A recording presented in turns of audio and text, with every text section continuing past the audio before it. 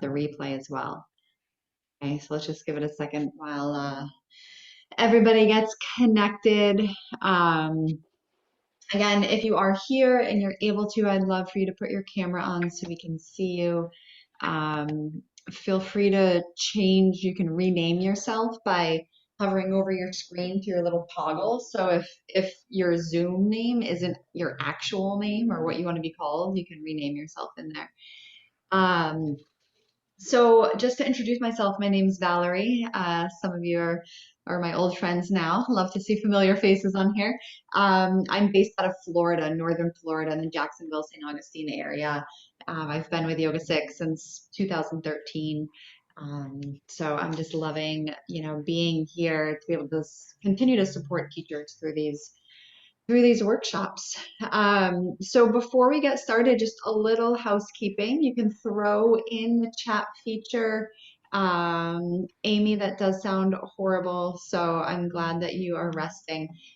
Use the chat feature to put in your full name and also what your studio name is. So that way, at the end, when we do our little roster, I can make sure that you get the credit for being here live. Right? And then over these next 3 hours, it'll go by a lot quicker if you are engaged, okay, rather than just listening to me talking the whole time. So there'll be times I'll ask y'all to participate. With this Restore workshop today, I'm really hoping to spend a good chunk of time coming up with different stretches that cover the entire body. And I've created a spreadsheet that we can list them all out based on what body part it is. And then you can look at building a sequence and where those stretches are appropriate within the big picture of the class. Okay, so we'll definitely have some time to work together. All right, so while you guys are putting your name and studio in the chat, I will go ahead and pull up my slides and I'll get started. Remember, feel free to stop me at any time if you guys have questions. If you're not actively contributing, then I ask that you stay muted, but feel free to unmute yourself at any time if you want me to stop or go back, or if you have a question. We're all friends here. All right, so today we are diving into Y6 Restore.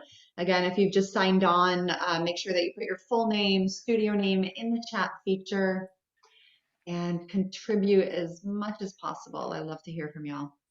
So just a look at what we will be diving into today. We'll be breaking down what is Y6 Restore. What are the key components? What's the flavor? We'll dive into some sequencing principles. We'll work together to build some sequences, and then we'll end with next steps. So if you or one of your teachers need to get signed off, we'll cover that as well. Okay, so first chance to contribute here. Who would like to describe Y6 Restore?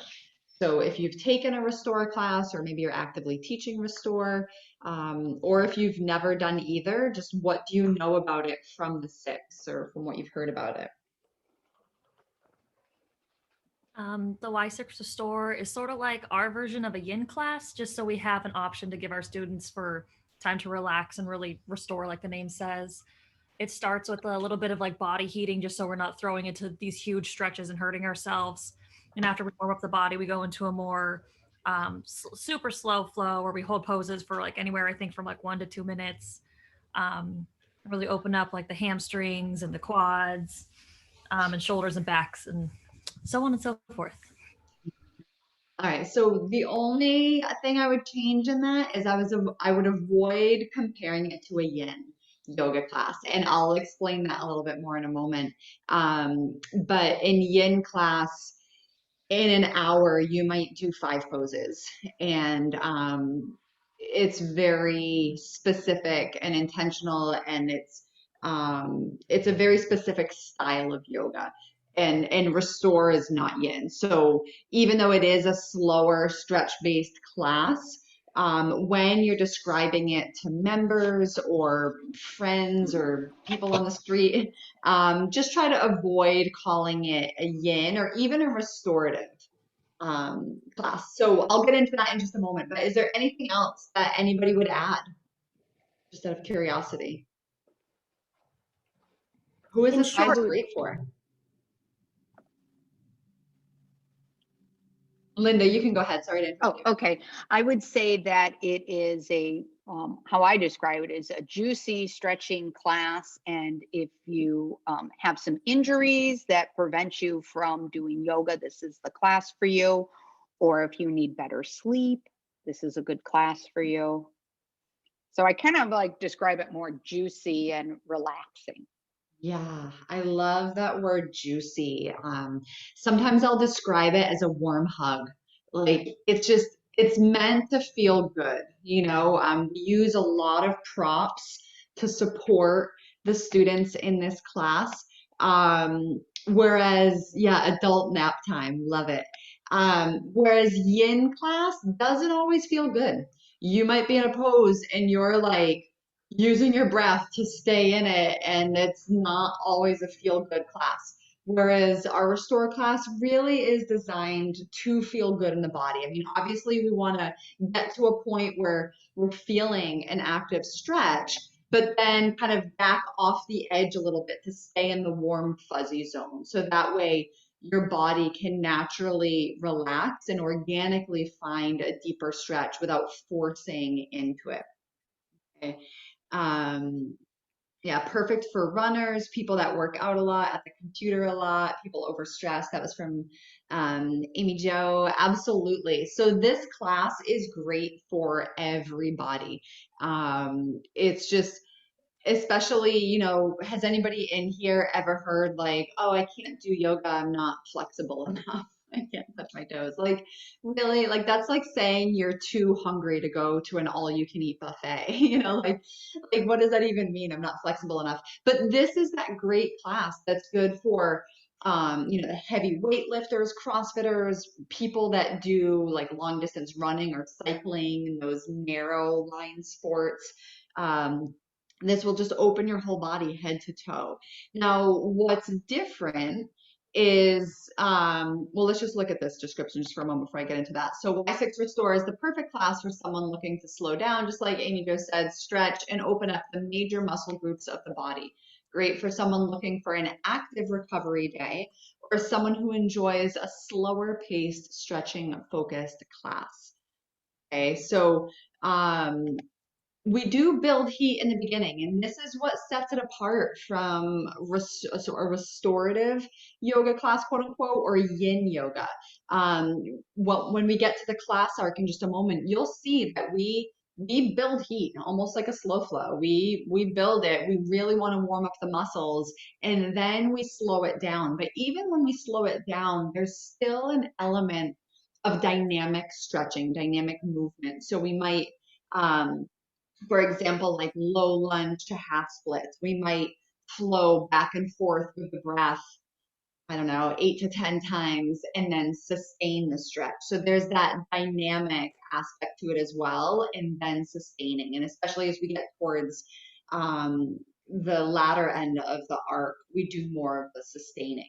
But it's definitely when you're describing it to members, people on the street, friends, social media, whatever, we really want to avoid calling it restorative yoga or yin yoga because those are very distinct styles of yoga. Okay, so Y6 Restore, it's in a warm room, approximately 85, 90 degrees. And if you were with me yesterday, you've heard this, but I use the example of if you've been a barista and you have that customer that likes their coffee or their latte to be a certain degree. And if you give them their coffee and it's 1 degree off, the whole town will know about it. So that's why we don't give any of our students or members an exact degree. We give them a range. So it's a warm room, 85, 90 degrees. It feels good, like a warm hug. Okay. This class makes use of predominantly floor-based postures to open and release the major muscle groups. So again, in the beginning, and we'll break this down more today, but in the beginning, there can be some standing poses, but predominantly speaking, it's a floor-based, accessible, supportive class. Very brief time spent heating the legs and hips, in the beginning, so those larger muscle groups, before diving into those longer, juicier stretches. So this is a great counter class for those that have been doing those higher exertion classes or activities outside of the studio. So, your power yogis or like sculpt and flow or like within the studio, or CrossFitters or triathletes, things like that, like out of the studio. So it's also a great class for beginners and those with limited mobility, injuries, coming back from surgeries, or they just generally live a more sedentary lifestyle. This class is also good for them. Okay, so for all of those reasons, there's very limited time in downward facing dog. So if you think of poses in terms of heating or cooling, typically speaking, downward facing dog would be a cooling pose. It's designed to be a resting pose, but you have to consider the format you're leading. In a power class, we limit time spent in downward facing dog because it's seen as too cooling, and we really want to keep the heat, the energy, the intensity up. Whereas in restore, downward facing dog can be seen as too strength building, too strenuous. And for that reason, we limit it and only use it, if at all, as a transition. So that means avoiding that three-legged dog step forward transition. There's so many other ways you can move on the mat. So we really try to limit and avoid downward facing dog. Okay? And absolutely zero chaturangas. So none of those low tricep push-ups. Okay, we really want to make this accessible and juicy as possible. And I don't know about you, but chaturanga just does not match up when I think juicy. It's a little different flavor. Okay, will one of you volunteer, please, to read the class description? So this is what the students see. Restore. I'll read it. Class description. Calling all runners, spinners, constant sitters, and never quitters. Whether you're training for a half marathon, pushing weights, or stuck behind a desk all day, Y6 Restore classes are for you. These classes emphasize floor postures to stretch, open, and release the major muscle groups of the entire body. Students who take this class regularly report fewer injuries, improved sleep, and reduce aches and pains.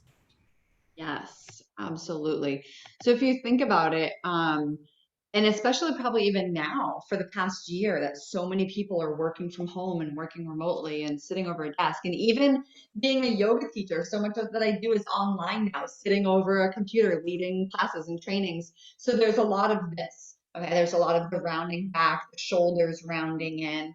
Whenever I finish these trainings, I always lie down on a row of blocks and open my chest up. So if you think about people that are living their whole life, either seated in a car during their commute, sitting at their office, they come home, they sit and eat dinner, and then sit on the couch. There's a lot of this going on. So not only do we want to open the legs, but we really want to open the chest, the shoulders, the back, the neck, everything. So it's a total body experience. Now, will somebody please read the teacher goal? So this is the teacher perspective of what you want to focus on.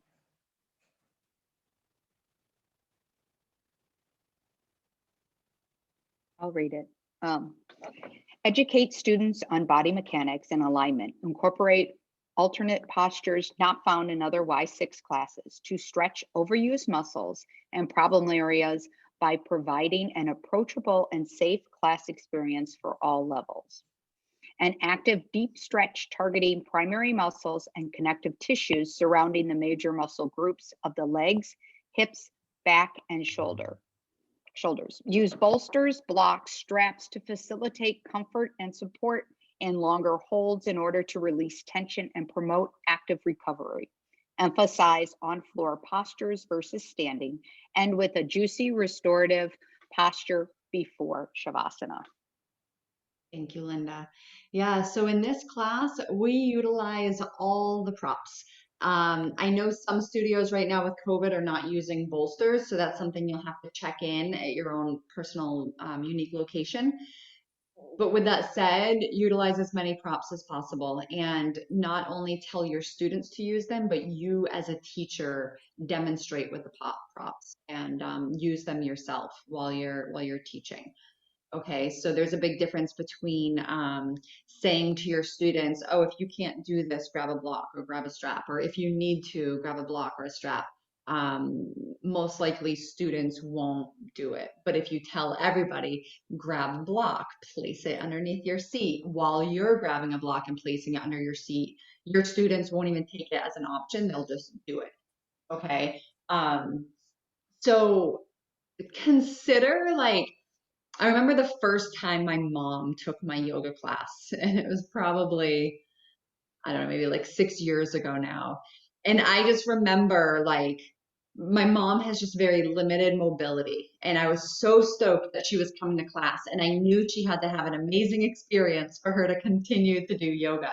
Um, so think of somebody in your life, that doesn't do yoga, but they could benefit from it, and is somebody with limited mobility, and try to think of those poses and transitions that would support them and empower them to leave that class feeling like that was amazing.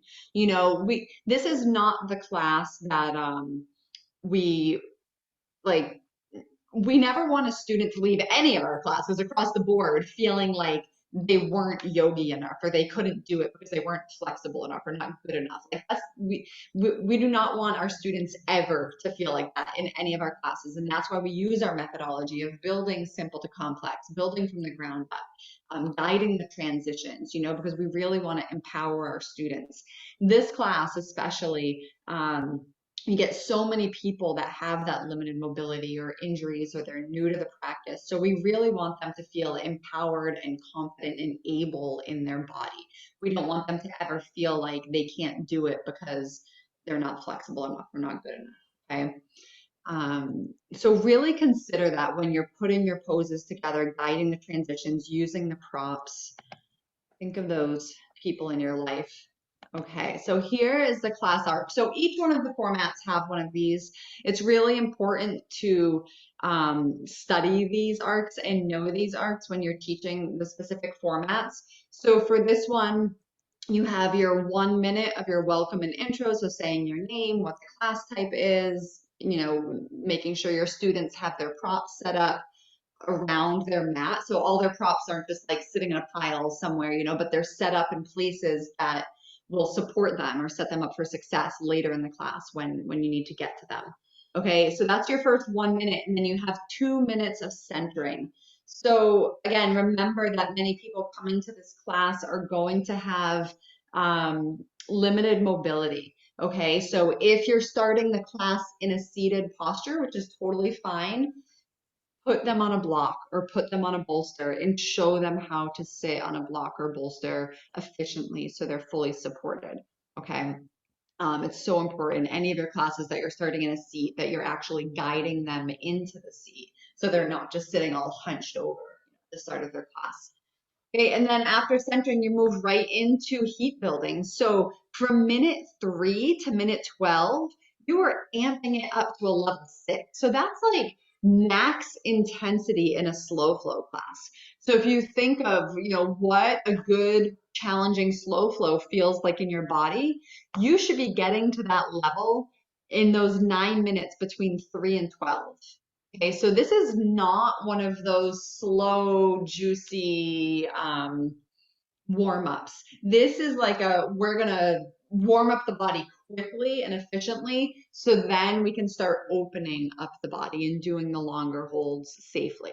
Okay, so right at that 12-minute mark. So in these first 9 minutes, you can be doing standing, absolutely. So like chair poses or goddess squats, ways to warm up the body quickly, and efficiently. And then you start bringing it down. By wave 2, you're down on the floor. Okay, so in restore, we always heat the legs. So consider symmetrical actions at the end of the first wave. So like chair poses, goddess squats, those are probably the most common that you'll see in this class, but a way to just warm up the body quickly and efficiently. So you're not like taking the time to step forward and back between a lunge and transition, but you're just warming the whole body all at once. So you really want to focus on warming the major muscle groups. So you have the calves, hamstrings, quads, hips, back, chest, shoulders. So again, think efficient. Like, what is the most efficient way you can warm up the whole body? So instead of just sustaining them in a chair, throw them in a chair and add a body vinyasa with the arms. So maybe like a cactus arm or something, with the chair, or in a goddess squat, pulsing, adding some arm movements. So that way you're not just heating the lower body, but you're also engaging the back and the shoulders, the chest, the upper body as well. Okay, now in Restore, obviously it's not a typical vinyasa class where we're flowing, with the breath. There will be some times that the language formula isn't really applicable. We still want to use it as much as possible, especially when doing the dynamic movement. So going back to that example of the low lunge to half splits, it'd be inhale, shift forward, lift your chest. Exhale, pull your hips back, lengthen your legs, melt your chest down. Inhale, pull forward, soften your shoulders. Exhale. So when you're doing that dynamic movement, and especially, in that first wave where you're doing all the heat building exercises, by all means, utilize the language formula. That's what it's there for.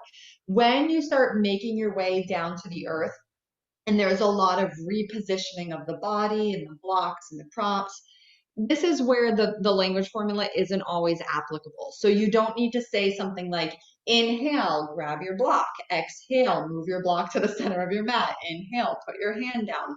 Like, that's just too much. So we just don't want you to think that you have to use a language formula all the way through in this class. Absolutely use it when there's dynamic movement, or if there's a big opening. So say you set your students up for a supported bridge, so you have like their block in hand, their feet are on the earth, they're lying on their back. Then you can say, inhale, press your hips to the sky. So it's okay to cue all the setup and then come back to the language formula. Does that make sense? So there'll be times where you use it, there'll be times where you don't, and that's absolutely okay. But we really want to make sure that the transitions are thoughtfully planned out and choreographed, like it says here. So you don't want to just throw them in random stretches and poses that don't really make sense and waste energy moving to and from them. We still want to create that unbroken thread of an experience. So really consider when you're putting your sequence together and the different poses together, and we'll have a chance to play with this today.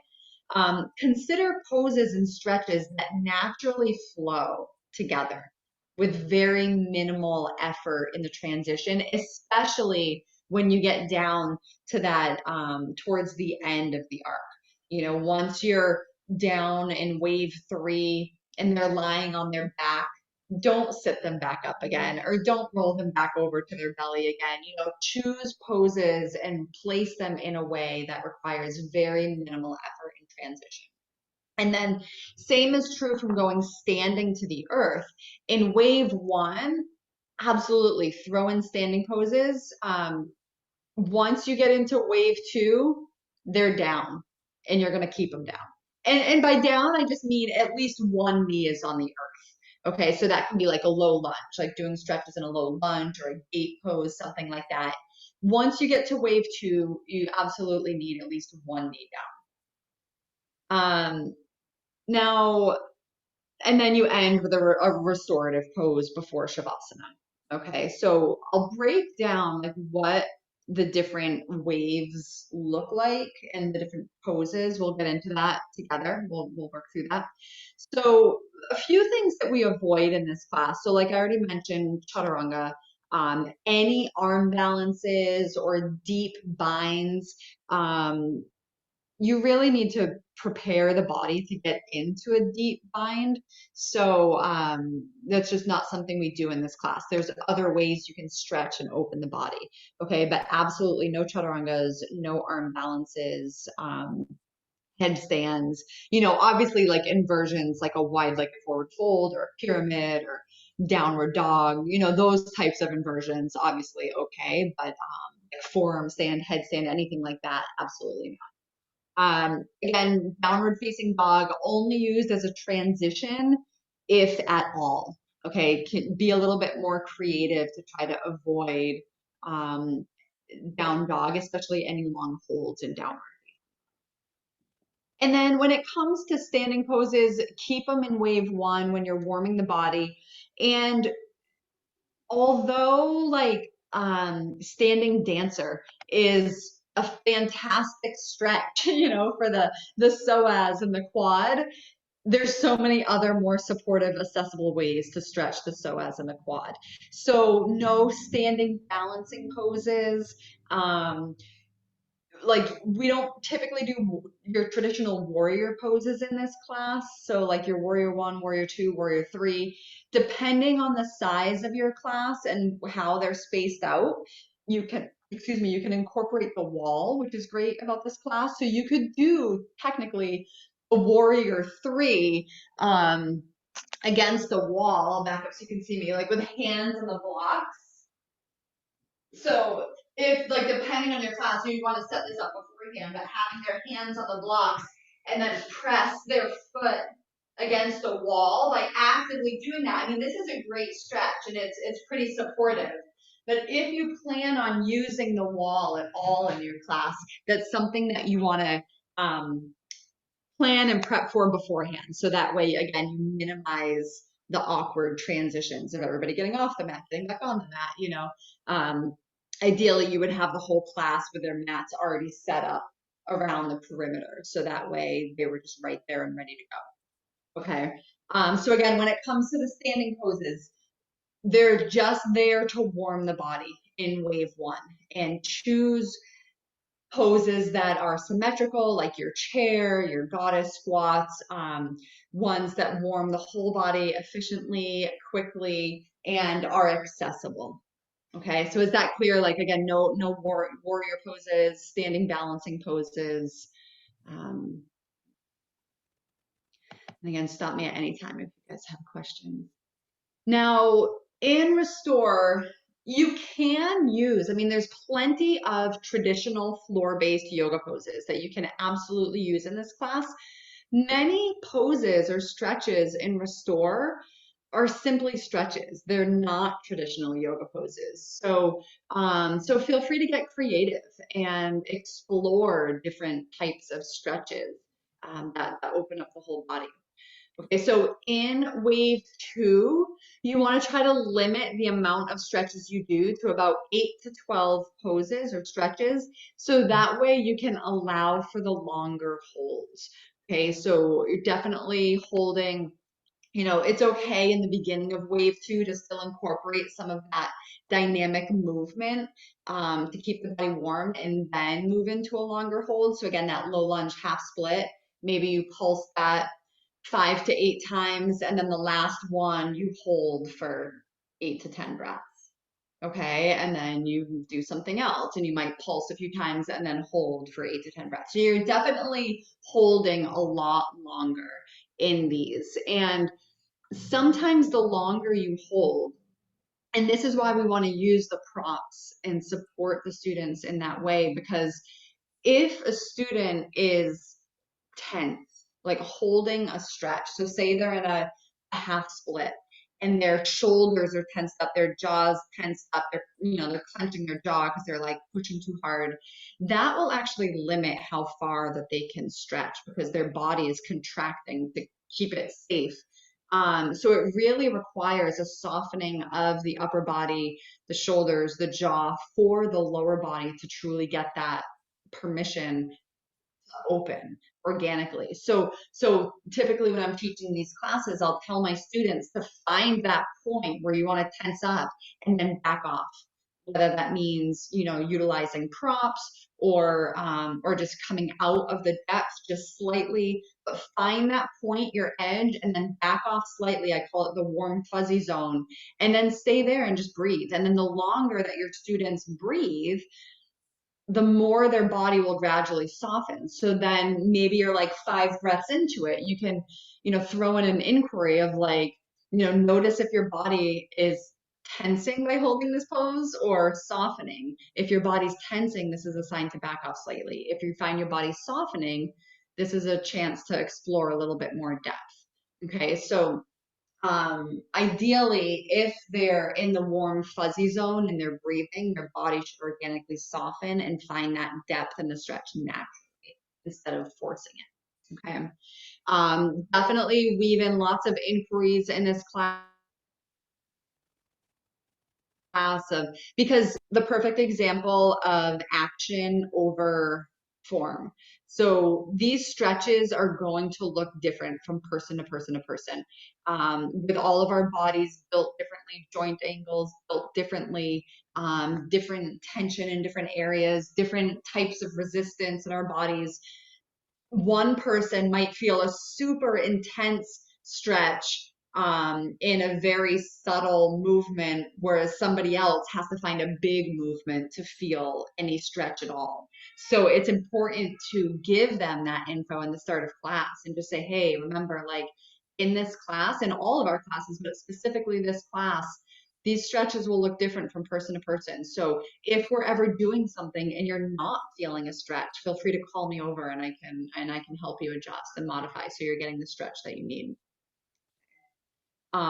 Also empower them with, like, you know, this class should feel like a warm, fuzzy hug. It should feel good. If you ever feel like you're grunting, clenching your jaw, tensing up, then modify, you know, and if you need support in finding ways to modify again, let me know and I can help you out. So that's just good information to empower them with in the start of class.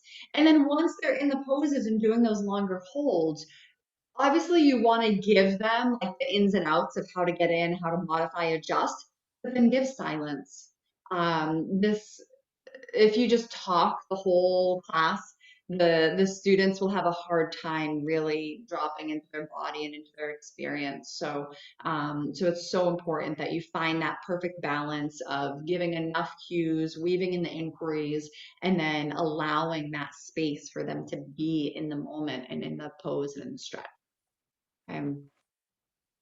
So the unbroken thread of experience. So once again, all of our formats have these three distinct waves. So wave one, 12 minutes. So this is your welcome, your intro, your centering, pradipana, your spinal movements, warming the body. So remember, from 0 to 12, you're ramping it up to that level 6 of intensity.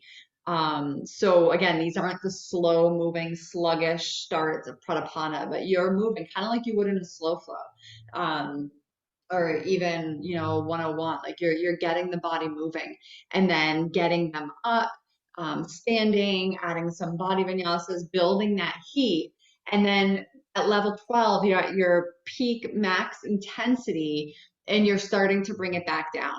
So if there's standing poses at this point, then they should be cooling standing poses like a rag doll or like a wide-legged forward fold or a pyramid, and you're gradually bringing them down. Because by um, like if you're planning on doing something like a pyramid, you want to make sure that you get both sides in by that 12, 13-minute mark so you can quickly get them down to the earth. Okay, because you don't want to do, you know, pyramid on one side and then all these other stretches, and then now you have to go back and do the left side and you're 25 minutes in class, you know. So if you're doing something like pyramid where it's where you have to do both sides separately, make sure that you're getting it in that first wave. So after building the heat before coming down. Okay, and then so wave two, the middle, 12 to 48, so it's a 36 minutes. This is your floor-based posture. So again, this can be done on your knees, it can be done supine, on your back, prone, lots of different variations here, and we'll explore that. And then the last 12 minutes. So this is the cool down. So they are absolutely completely on the earth at this point. You have 7 active minutes to cool down, and a good chunk of this is in a restorative pose. So consider a restorative pose that you can get them into seamlessly. So if they're already on their back, say doing like hamstring stretches with a strap, you wouldn't want them to come up to a seat and set themselves up into a restorative pose. So consider the poses leading up to the end and then your restorative pose and how can you most seamlessly transition them into that. And then they have the option, if they're supported and comfortable in that restorative pose, they can maintain it through Shavasana, or they can move their props away and fully spread out on their mat in a more traditional Shavasana. Now, it's important. So remember, energizing, empowering, and fun. Like those are our three words that across the board, all of our classes. And know when to adjust the dial. Okay, you can still have an energizing, empowering, fun vibe about you without being a level 10 super energized, jazzed up, um, so have fun, like just be yourself, have fun, adjust the dial. So obviously you're talking a little bit slower here, using the methodology to support and empower your students. In the beginning, absolutely bring the energy. That's where you're heating. But then by that 12-minute mark, you're adjusting the dial, softening your voice, slowing down your voice, and coming more into that nurturing, supportive energy. Okay. So that's one thing that's really important to remember in this class, is just that ability to adjust the dial. So if you're teaching back to backs and you just taught a power or a sculpt and flow, and then you're following it up with a restore, take the time to center yourself, ground yourself before you go in, and yes, it's okay to have that energy in the start, but then you really got to bring it down. So that way, especially, those last 30 minutes, you can weave in that space and silence and just hold the space for your students.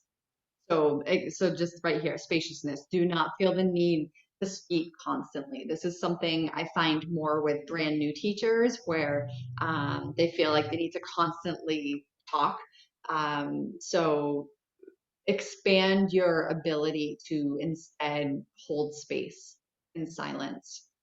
And that allows your students to really be in the moment, be in the stretch, experience the sensations, and you can give that space, a good chunk of space, and then weave in an inquiry, something for your students to bring their awareness to, and then give more space so they can explore that inquiry in their body.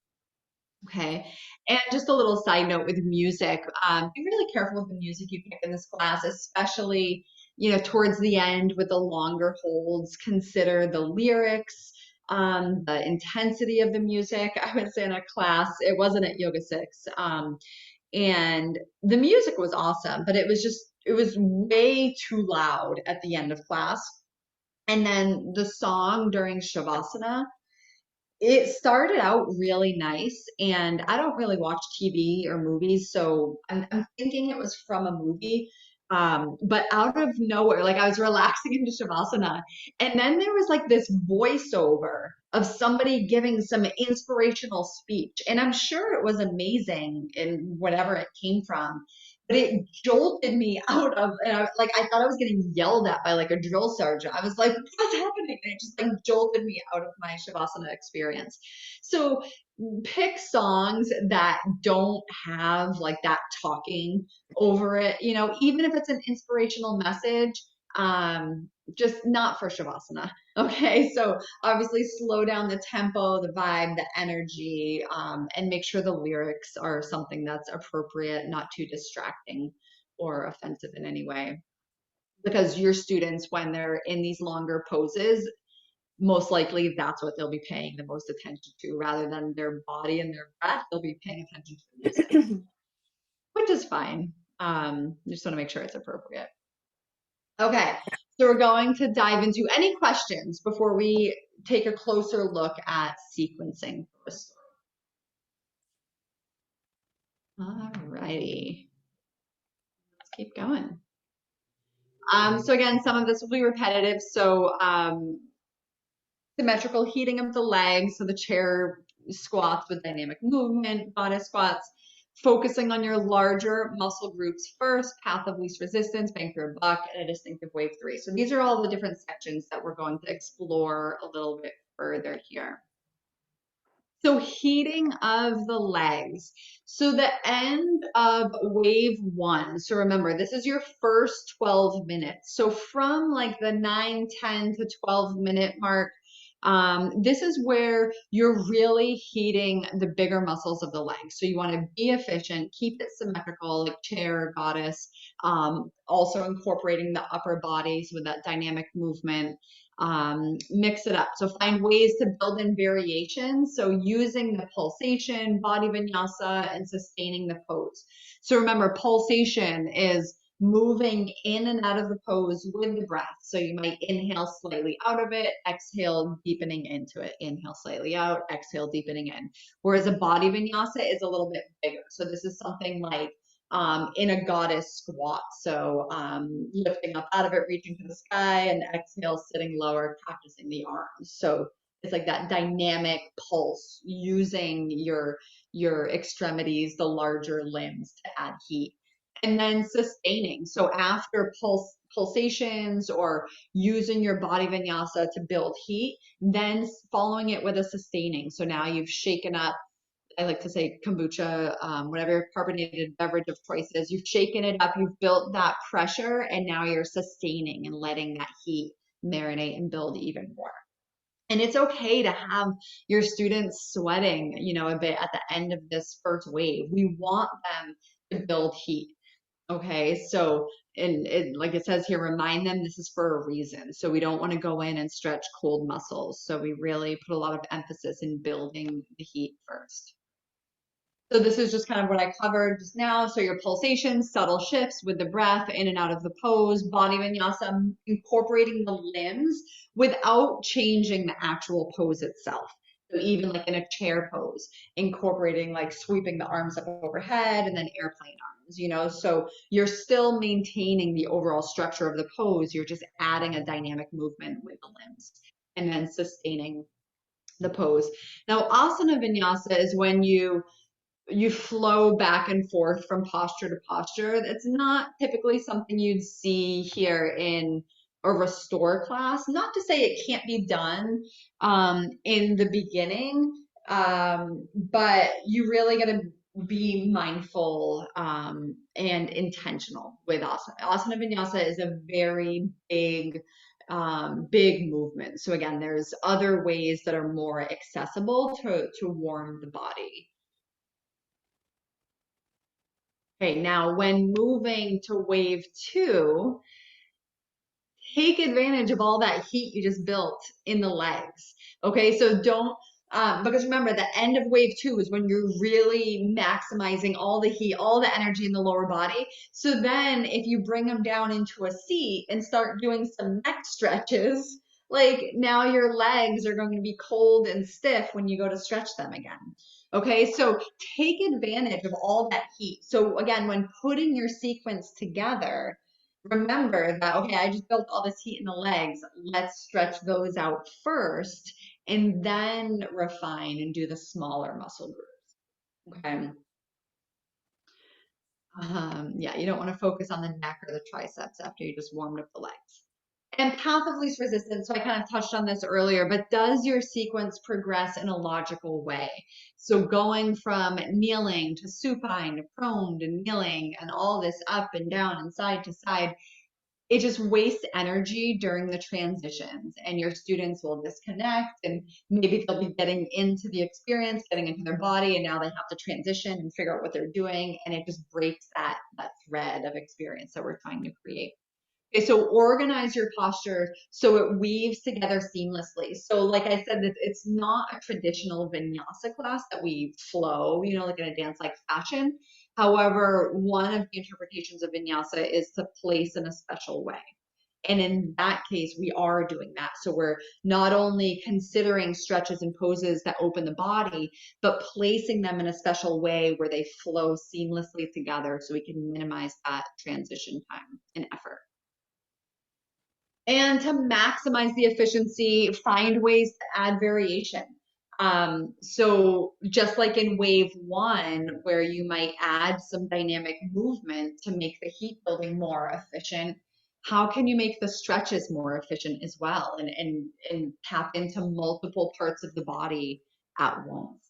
So in a low lunge, rather than just sustaining a low lunge, add a lateral side stretch. Or a tricep stretch, getting into the shoulder a little bit. In pigeon, you can add a shoulder opener or twist. In supine twist, adding a quad stretch by, clasping one of the feet. So how can you incorporate more stretches in a single pose? And this is where you can get a little bit creative. Now in wave 3, again, you just have 7 active minutes before Shavasana, so use it well. So it's kind of like if any of you teach sculpt and flow, you have 7 minutes to cool down and stretch out the entire body. So again, choose stretches that you can tap into the different body parts, different areas. And then also here in Restore, we use that time to throw them into a restorative posture with lots of prop support. So we want them to be fully supported so that way they can just melt into their props, melt into the pose without any effort. So this isn't like a yin pose that requires effort to hold yourself in it. We want them to be completely effortless, melting into your props. And then again, they can either choose to stay in the restorative pose and give them the option. Don't just assume they want to. You can give them the option and say, if you're comfortable where you are and you'd like to stay here for your final resting pose, feel free. If you'd like to take on, if you'd like to move your props out of the way or adjust your body in any way, you can do so now. So give them that option before moving into Shavasana. All right, let's play with some sequencing now. So we're going to move into breakout rooms. Let me just see what time it is.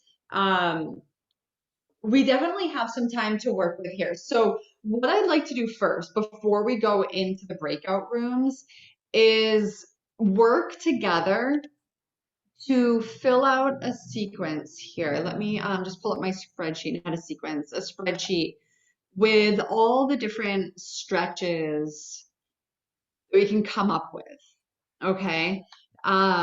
So we can just brainstorm together. So I created this spreadsheet. So I have the lower body and the upper body, and I kept it pretty straightforward. So the lower body, this first column will be your hips, IT band, glutes, piriformis, all of that region, your hamstrings, quads, so the major muscle groups of your legs, your calves, your soleus, your feet, and then upper body moving into the back, chest, abs, shoulder, arms, wrists, and neck. So we'll go through and feel free to just shout it out here and I'll type it in and we can try to create this thorough just database of stretches and then from here you can refine it even more of like, okay, which ones of these stretches are standing and they be appropriate for like the very beginning of wave 2 before you bring them down, or which ones are on the knees. I'd really like to focus our energy on coming up with a lot of stretches that do not involve being on the knees. Because remember, many people come to this class with very limited mobility.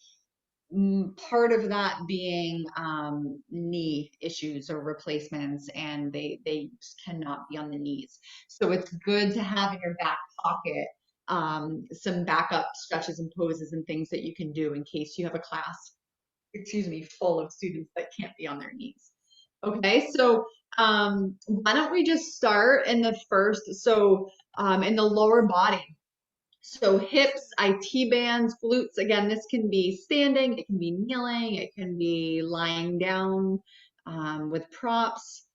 Just feel free to shout things out and I will start typing away. The typical IT band stretch where you've got one hand on the floor and you're reaching the other hand, it's a forward fold. So the twist. The twist. Okay, so I'll do IT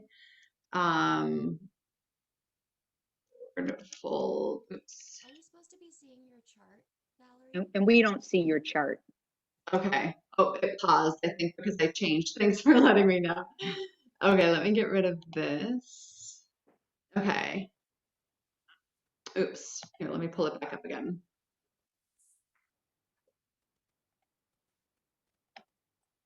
Okay, now can you see it? Perfect. Okay, so the IT is a forward fold twist. So obviously that's standing. What else? Deer pose or pigeon. Okay, so that would kind of be a little of everything. So pigeon, what's deer pose? It's pigeon, but with the, or sorry, it's like a lesser intense pigeon where both legs are bent at 90 degrees and you're laying Can you over your show me front really leg. quickly? Yeah.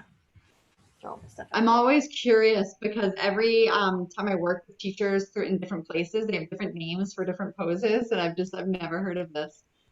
So yeah, you have your front leg Got it. Okay. back knee, and I need to fall over the front leg. Yes, yes, yes, yes. Okay. Actually, I'll put them in two separate ones since they, right. What else? So, and then also with the hips, think of all of it. So not just like the outer, you got like your deep six, you have your psoas in the front of your hips. Bound angle pose. Yeah. So that can be seated or supine.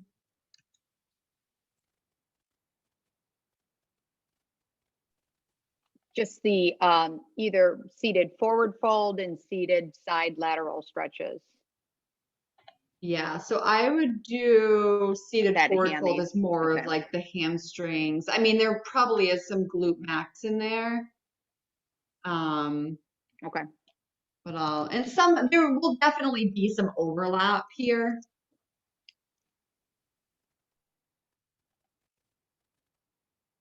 What else?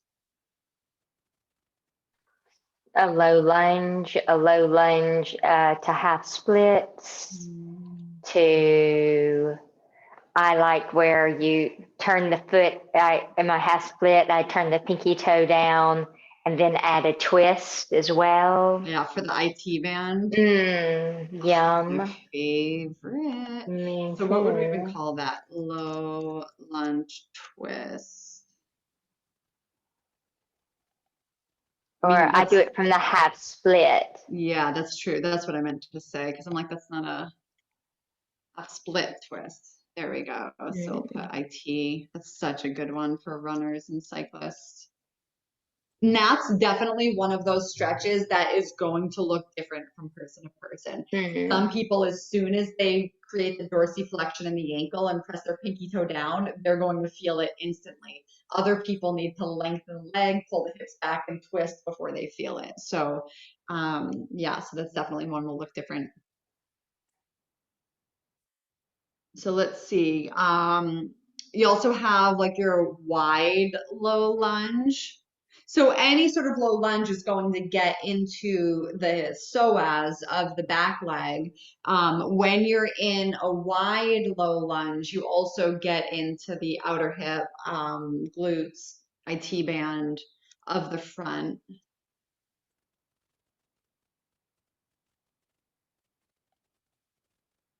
I don't know Okay. the actual name, but just like a twisty supine twist when your legs are all twisted up and your like left leg's helping propel your right leg farther down. Yeah, so either like eagle legs or the crossed ankle. I'll just do it. Eagle supine twist. Figure 4. Absolutely. I like falling Now, over just from figure remember, this 4. is supine figure 4, not Yeah. standing figure 4. I Yeah. should be clear on this. But like if you blow over the figure 4 and end up in that twist, it's Twist, lovely. exactly. So, Yeah. oh, girl, you speak my language. These are my favorites. I teach a lot of restore. Yes, so good. All right, and then also with IT bands, so using a strap. So if you're laying on your back and your legs in the air, and you just go slightly, just like 6 inches, but really ground the hip into the earth, that's also an IT band. The supine leg. Like, what do you even call this? I'll just put IT. 6-inch extension. Yes, supine leg, crossbody. 6-inch crossbody. Okay, let's see what else we got for glutes. Even child's pose. It's a very, I mean, for some people, it's not subtle, if you're really stiff and tight, but that gets into your hips, your glute max, um, glutes. I just said that. Okay, what else can y'all think of? And we can always come back if you guys think of more, so that's fine. Cow face and frog pose. Yeah. Now, this one, absolutely use props. So in cow face, if you're doing the legs, make sure they're sitting on a block and maybe even using a block between their legs. So 2 blocks, definitely set them up for success with the props in that one. And then same with frog. Like, I don't know, you probably aren't using blankets or anything like that, but you can always have them like adjust on their mat or roll their mat or just find more support on their inner knees or at least prop their upper body on a block or bolster or something like that. But yeah, give lots of variations. But yep, those are great ones as well. Anything else? I feel like you could do like a single leg frog, so almost like a gate pose, but kind of moving the hips back and forth. I feel like sometimes that's What do you like mean what do you mean like a gate pose? so feet are like in gate pose almost. So one knee is down, but it is kind of more on the knees, but so is frog too. Yeah. So like one leg's extended and then sinking the hips backward Oh, and yeah. forward. So kind of the same action of tucking the pelvis under and pressing your hips back like you do in frog. Yes. But it's So a I wouldn't, yeah. I really like that. I would want to call it something other than frog though. So almost like a dynamic gait or something. Um, let's see, what can we call this? Um, sitting back and gait. Or sitting towards heel. Would that make more sense? I want you all to know what these are when I Yeah. send this to you. Yeah. Okay, I feel sitting like that toward would be a heel. good one to then work up to frog because it's helping Yeah, to open up absolutely. the chin. How about just a seated cross-legged easy forward fold? A cross-legged forward fold. Yeah. So you're like sitting with your legs crossed and then you fold forward and that gets Yeah. into your Love it. All right, let's move to hamstrings. And again, there'll likely be some overlap, and that's okay. And if you guys think more of hips, IT bands, glutes, we can go back there as well. Okay, so we have seated forward fold, half split. What else? A basic using the strap around the bottom of your foot. Yep, so supine with Yeah. strap. Yeah. Remember when you do that, it's you want to definitely cue that the strap is on the ball of their foot and not in that central arch because they'll dig into the fascia and cause more problems. What else? Both seated and standing wide-legged forward fold. Mm-hmm. Wide-legged fold.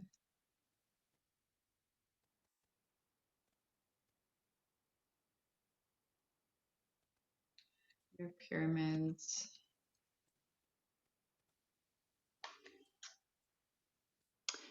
Just regular Uttanasana forward fold. And you have all your like ragdoll, gorilla.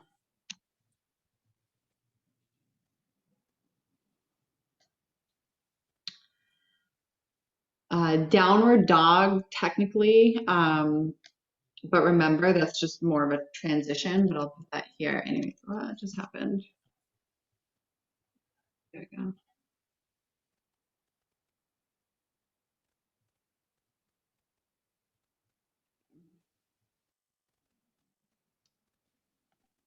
Anything else? How for him? about, yeah, how about happy baby with the extending the legs? Yeah, totally. So you could do like single or double Mhm. happy baby. That's another one actually for hips.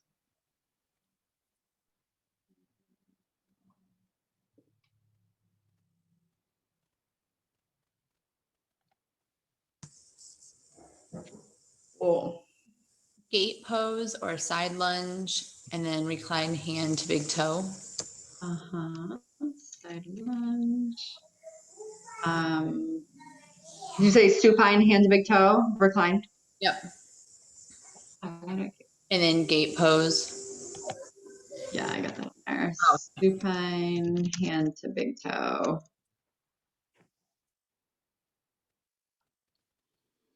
All right. And obviously your seated forward folds, that can include, well, even here, I guess that could be like Jean.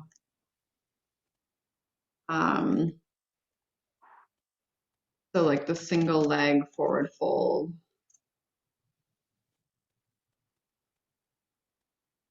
That could be here too. All right. Split.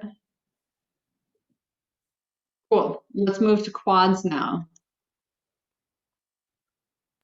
Hero's pose. What was that? Hero's pose. Yeah. Again, use block. So have them start with the block, and then if they don't need it, they can ditch it. What else?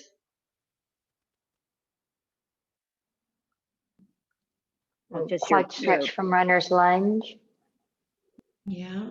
So runners, lunge, quad, do prone, where they just lay on their belly and hook their foot in. And that's a good one, depending on your class, to have a strap accessible if they need to hook it around their foot.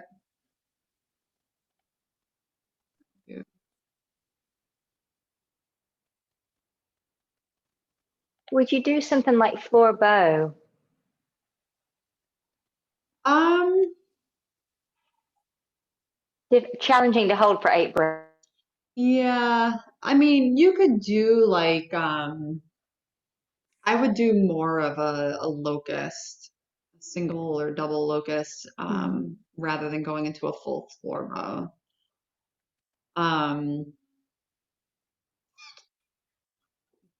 Other quad stretches. None that I can think of right now. Oh, again, child's pose. We'll get into a little of that as well. Again, subtle, but okay. Calves, soleus, feet. What do you got? Toe I'll stretch. sorry, what was that? Toe stretch, like when you're sitting on your Yes, the toes. seated toe stretch. Such a goodie.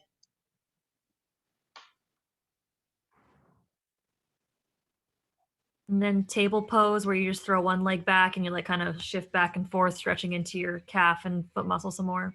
Yeah, so with the toes curled. So let's see. Curled toe table dynamic to back.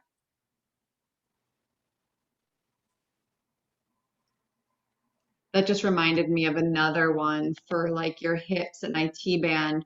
So from table, extending a leg back and crossing the body and then sitting back towards the heel, that is big in your IT band performance, like outer hip. Let's see. Leg.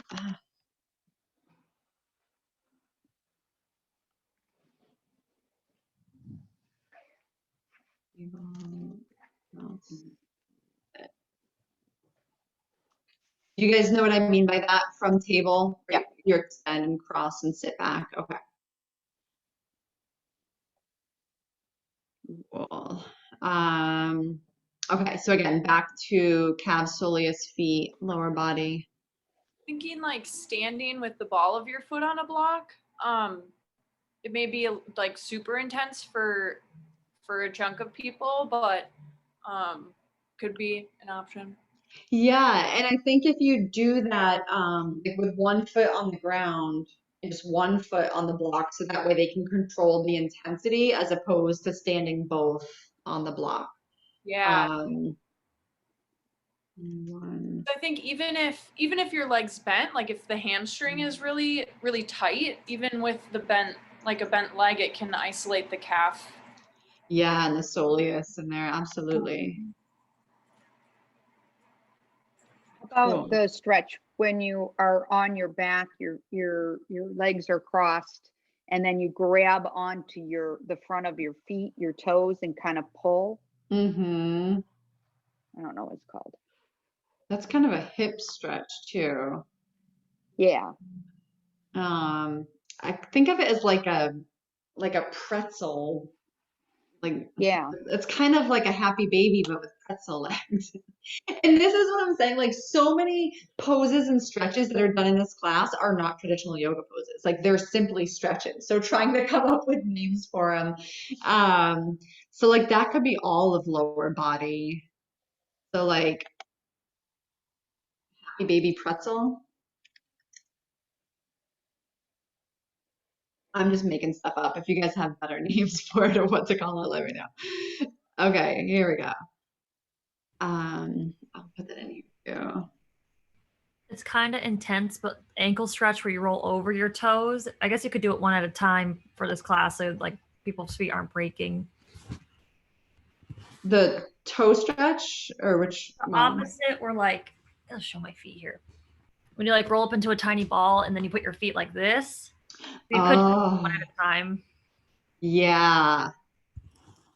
Yeah. Oh, that's a good one. Definitely do it.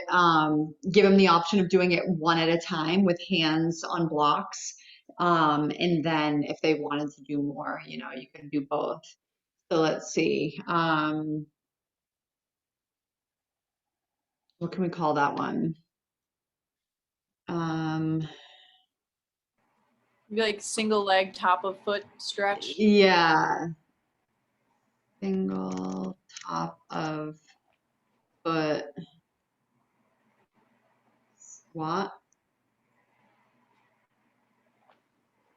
I mean, it's not like a true squat, but okay. Yeah, that's a good one. All right. Let's keep going. So let's move towards the upper body now. So let's start with the back, and that's kind of everything like QL, lats, extensors, anything you got. So just back in general. I think of like a single leg side bend, although that could be, it's like lower and back, but mainly like I feel it most in my back more than Yeah, like seated. Yeah. Like seated and reaching over. Oh my gosh, huge QL and lat stretch as well. Seated single leg. Oh my gosh, I was in a yoga class, same studio that I had that horrific, this was on Cape Cod, horrific Shavasana experience. Different class, same studio. And the teacher was very, very classically trained, and her assists were very much of like, I'm here to demonstrate my ego and fix you and force you into further expressions. And I think she had a YTT student that was kind of shadowing her, learning these assists. And she would just, it was like a factory. She would just go around and crank everybody. Not even, you know, at Yoga 6, and especially post COVID, this is a class where when you are assisting, you want to make sure that you're coming in to assist from the place of supporting your student and, you know, maybe adjusting their props for them or giving them a feel good assist, but we're never forcing people deeper into poses. But anyway, so she was going around giving these factory assists. I was in that single leg, you know, side stretch, and she didn't ground my hip, she came over, stepped one foot on my shin, and then grabbed my arm and pulled me, and my back immediately went into spasms. And I just told her to get away from me. And like it was horrific. And luckily she only did that assist on one side. So that was the awkward thing too. It was like she was only assisting people on one side, so they were lopsided. But I was so grateful that she didn't come around for time two. Because I was just like, get your hands off me. And I would have left, but I was teaching at the studio and it would have just been awkward. Um, but yeah, so if you're ever post-COVID assisting a student in this pose, remember the intent is not to pull them or force them deeper, it's to ground them. So come up behind them, ground their hips so they can organically go deeper in the pose. Okay. But again, that's a conversation for down the road. I just get traumatized whenever I think of this pose.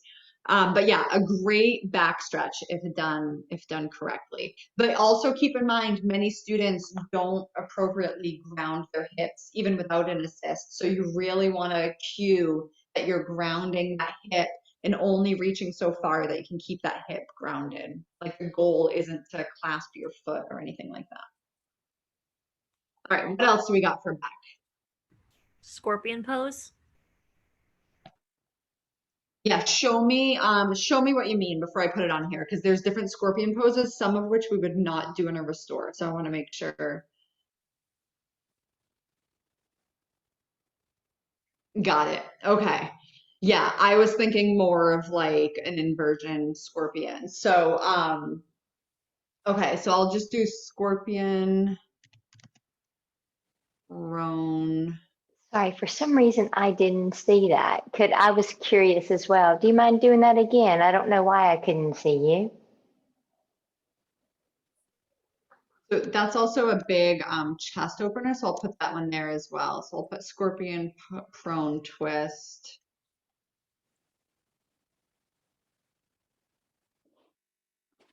Also shoulders. I mean, that's just a goodie. It gets into all. Why is it not going? Okay. Yeah. One more try. There it is. Okay. What else we got for the back?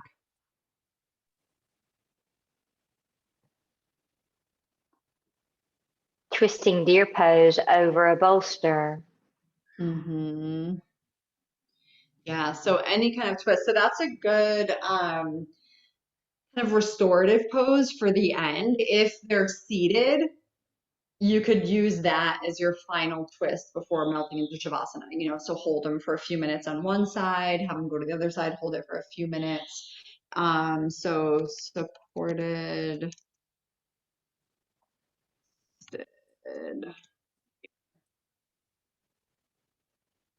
So any kind of twist. You have your supine twist.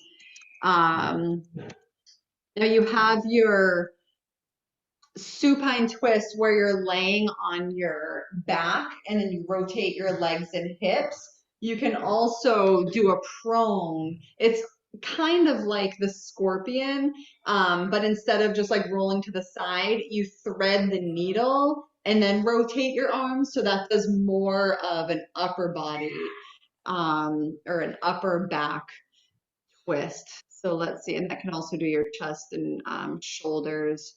So that could be I want to call it a prone supine twist, but that doesn't make sense. Prone upper back twist. And here. Okay. Also in back, if you think of all the fascia, so we have that fascia that runs from the sole of our feet all the way up the back of our legs, our back to our forehead. So doing things like if you're in a seat and you can hold on to the hamstrings, the most important thing is to curl the chin to the chest. So you want to completely contract the neck, bring your chin all the way in, and then lean back. So that will stretch the entire back of the body from seated. You can do it single-legged as well, just have one knee bent. And but it's creating that deep contraction in the throat that stretches it all the way down the back of the head, the back of the neck, the back. Seated ball. What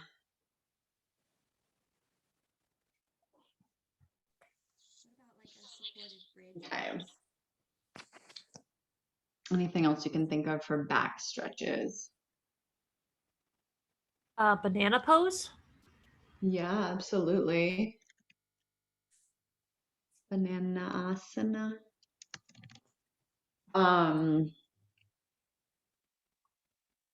Totally. So, I mean, I guess we could include all the lateral side bends in here as well, because that's like all your lats. So let's see. So like in your lunges or standing. One thing I thought of too with your hips, your psoas is bridge and supported bridge.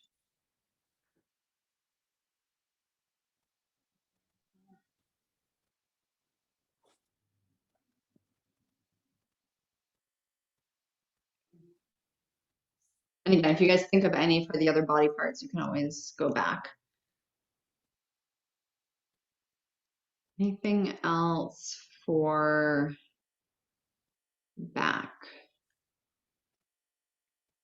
Okay, so for chest, we've already gotten that scorpion prone twist. So you're laying on your chest, you bring a hand in, press into it, and roll away. So that gets all across your chest, the front of your shoulder. What else for chest? Supported fish.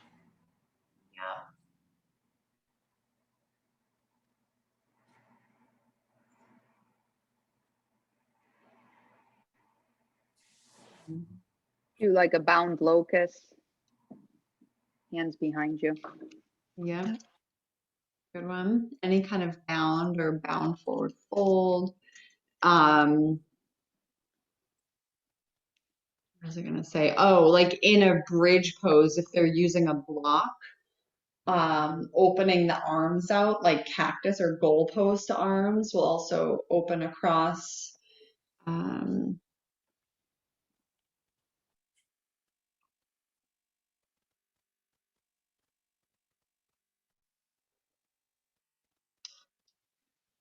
You can also include abs, so any ab stretches in here you want to throw in. Sphinx. Yeah. Sphinx is a good one, and you can incorporate some neck stretches in there as well, so I'll throw that over.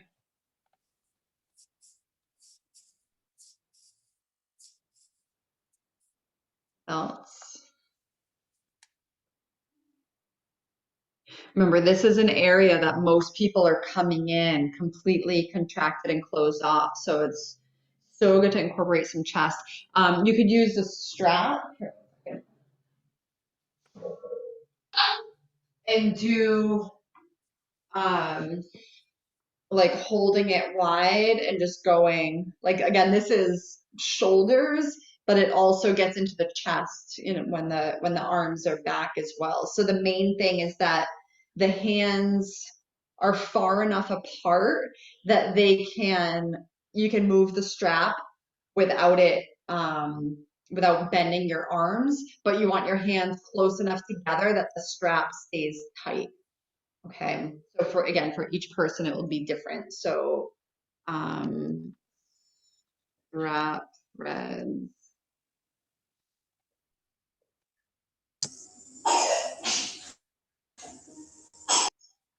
I do that also with a really, then I go to a really narrow stance in my hands, a tighter grip, and then lower that behind the head, like I'm doing lat pull-ups, like right behind the head. So doing it narrow, just going.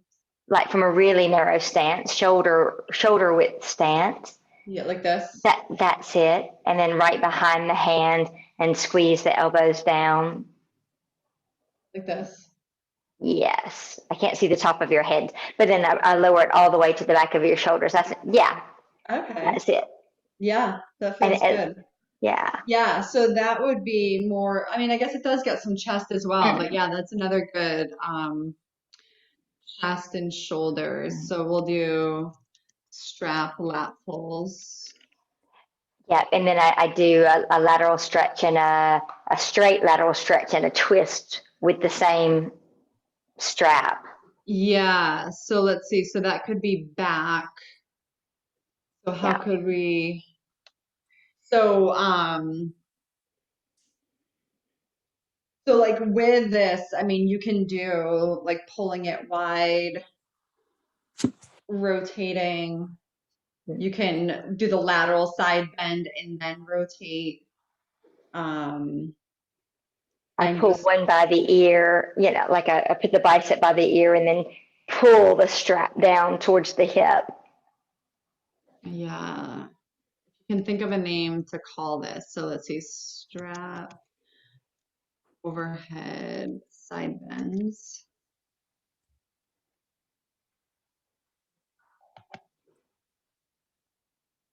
Okay. Um, anything else for chest or abs before we finish out the upper body? I don't know what this is called, but like I love in class and like when I've done it before too, just like you could be even laying on the ground and just kind of, stretching that wrist, The hands. like lateral and extension. Yeah. Yeah. Just for all those people that sleep so much. Like I remember one class, she actually had us, I think, in child's pose and then like had us just do kind of that movement on the floor. So you got a little bit more pressure. And even like if you're in gorilla, you're getting, I guess, a little bit of that too. Mm-hmm. That's just nice for those people on the computer all day. Yeah, so let's see. Gorilla can be good for the wrist. Also, carpal tunnel with the wrist, doing locust with hands underneath. So if I was laying on my belly, I would put my hands right here. So if these are my ACES bones right here, it would be just to the inside. And then I press up and all the weight of my hips presses and stretches the front of the wrists here. That's really, really good for carpal tunnel. Look with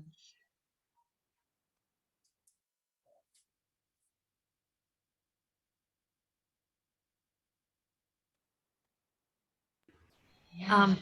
I have no idea. I always call it chicken stretch, but no one ever knows what I mean. But you basically have like an awkward like setup with your legs, and then you place your wrists on the inside of your waist and thread your elbows on the inside of your knees, and then some breath to movement. Like inhale, you squeeze your knees in so you start to feel like your shoulders start to open up, and you release. And we do this for a couple breaths. It feels so good on your wrists and shoulders. But Oh my gosh. I want everybody to get up right now and feel that because that looks amazing. Okay. So if you're not driving or operating heavy machinery, come on to a floor. So you just bring your hands to the inside. So have your like if you were sitting on a yoga mat, you'd take your feet to like the outside of your mat, so your knees are pointing straight up. Yeah, and then place your wrists on your waist with your fingers pointing back. Yeah, and then thread your elbows on the inside of your knees. There we go. Yeah, there we go. And then just starting moving your knees back and forth. Oh my God. That's so cool. I love that. I've never seen that one before. That's a good one. This is why I love brainstorming together and doing this because I'm sure there's so many stretches that you all have like that can be brand new to somebody else. Okay, so let's just call it the chicken wing or chicken stretch. I like that. Will you do that again so I can take your picture doing that? I love that.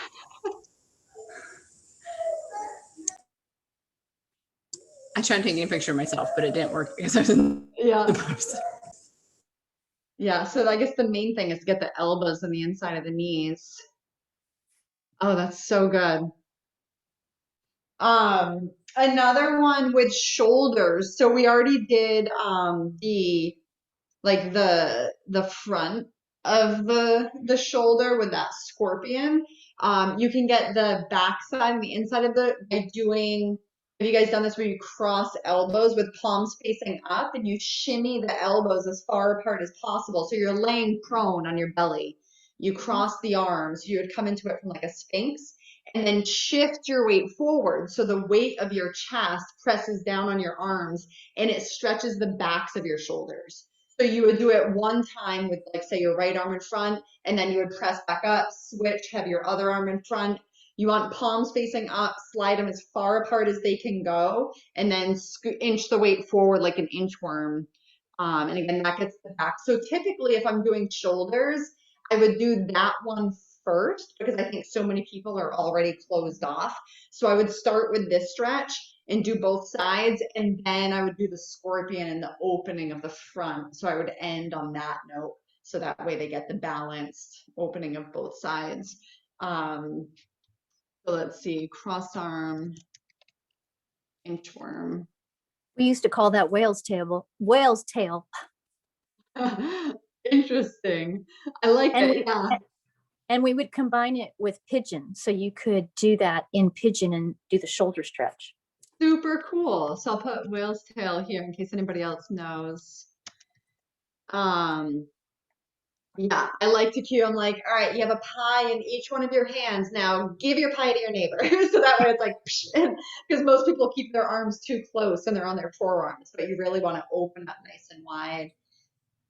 Share the pies. All right, anything else? Obviously for arms, you just Cow. the cross body arm stretches. Yeah.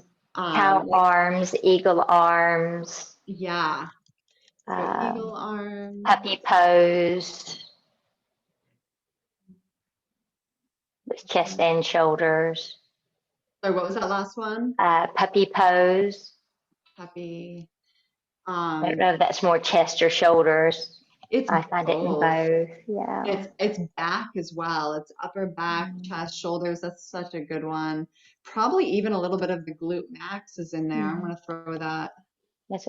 Stargazer kind of hits loads of places as well. Yeah. I don't think we've done that, but for me that just hits everything. Yeah, so Stargazer is a good for the psoas, side body, everything. Like some of these you could just put in every single column.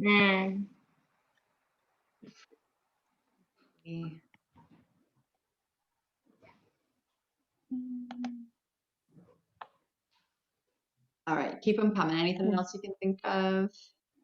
Would you ever do fallen triangle? I'm never sure if that's just too dynamic or not. No, not in a restore class. That's the thing. There's so many great poses that open up the body. They're just not appropriate for restore because restore, we really want to make it accessible. And there's just other ways to open up. All right. So anything else with the upper body before we move to the neck? Good start anyways. Okay, so neck. So in Sphinx pose, turning in one direction. Now when you turn, so say I'm turning to the right, you can cue your students to pull their left shoulder back and down. So it's that action of pulling away that creates more length.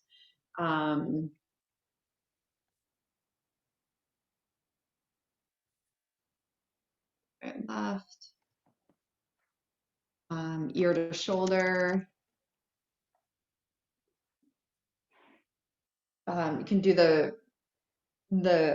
chin to chest, ear to shoulder, and pull the arm behind the back. Another great one for the neck is creating, I can't remember what it's called when you do this, but you kind of confuse your muscles between combining stretching and contracting at the same time. So you would do ear to shoulder, have your students place their hand on their head, and then actively press your head into your hand while you press your hand back into your head. So it doesn't look like much, but if you all want to try this for a moment, so if you just bring your left shoulder or your left ear to your left shoulder, place your left hand on top of your head and then actively press your head up into your hand while you press your hand down like you're trying to pull your head down. And then you just hold for like a count of 5, and then you release the effort for like a count of 5, and then you do it again. So you repeat it like 3 times on one side. And what it does is it tricks the muscles into releasing. There's a specific name for it that I'm blanking on right now. If anybody here knows it, feel free to shout it out. But that's another good one as well. Also, what I was saying earlier with that fascia, so the chin to the forehead to your sternum, that will stretch the fascia all along the back of your head and back of your neck.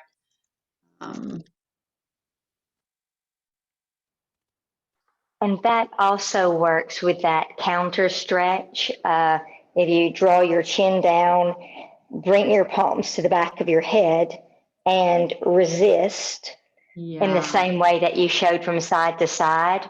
Chiropractors use that a lot. Yeah. So let's see. So chin to chest, I'll do resistance.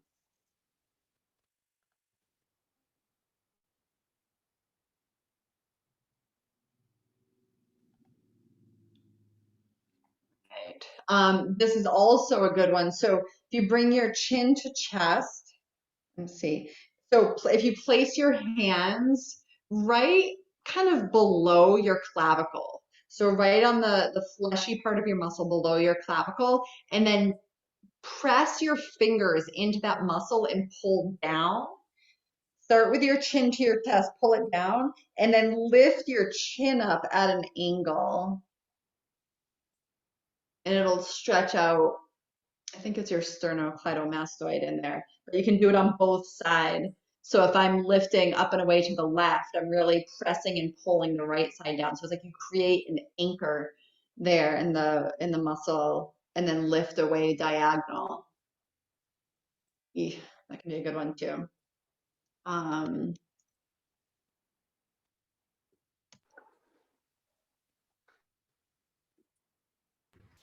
There's baby cobra, where like it's kind of like table meets cobra with your arms down, but you can do some like neck articulations in it because your spine's extended and it's in a safe space, so you can like look from left to right and do up and down, and your neck's pretty safe in that position.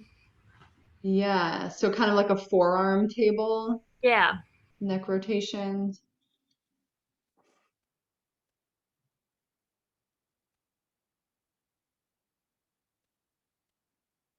Cool. All right, well, this is a really good, excuse me, starting place, with all these different stretches. And then you can go through. So let's look at the lower body again. And I'm going to highlight the ones that don't involve being on the knees. Okay, so that way you guys can see how we can still open up the body without the knees down. I guess pigeon and is a good one.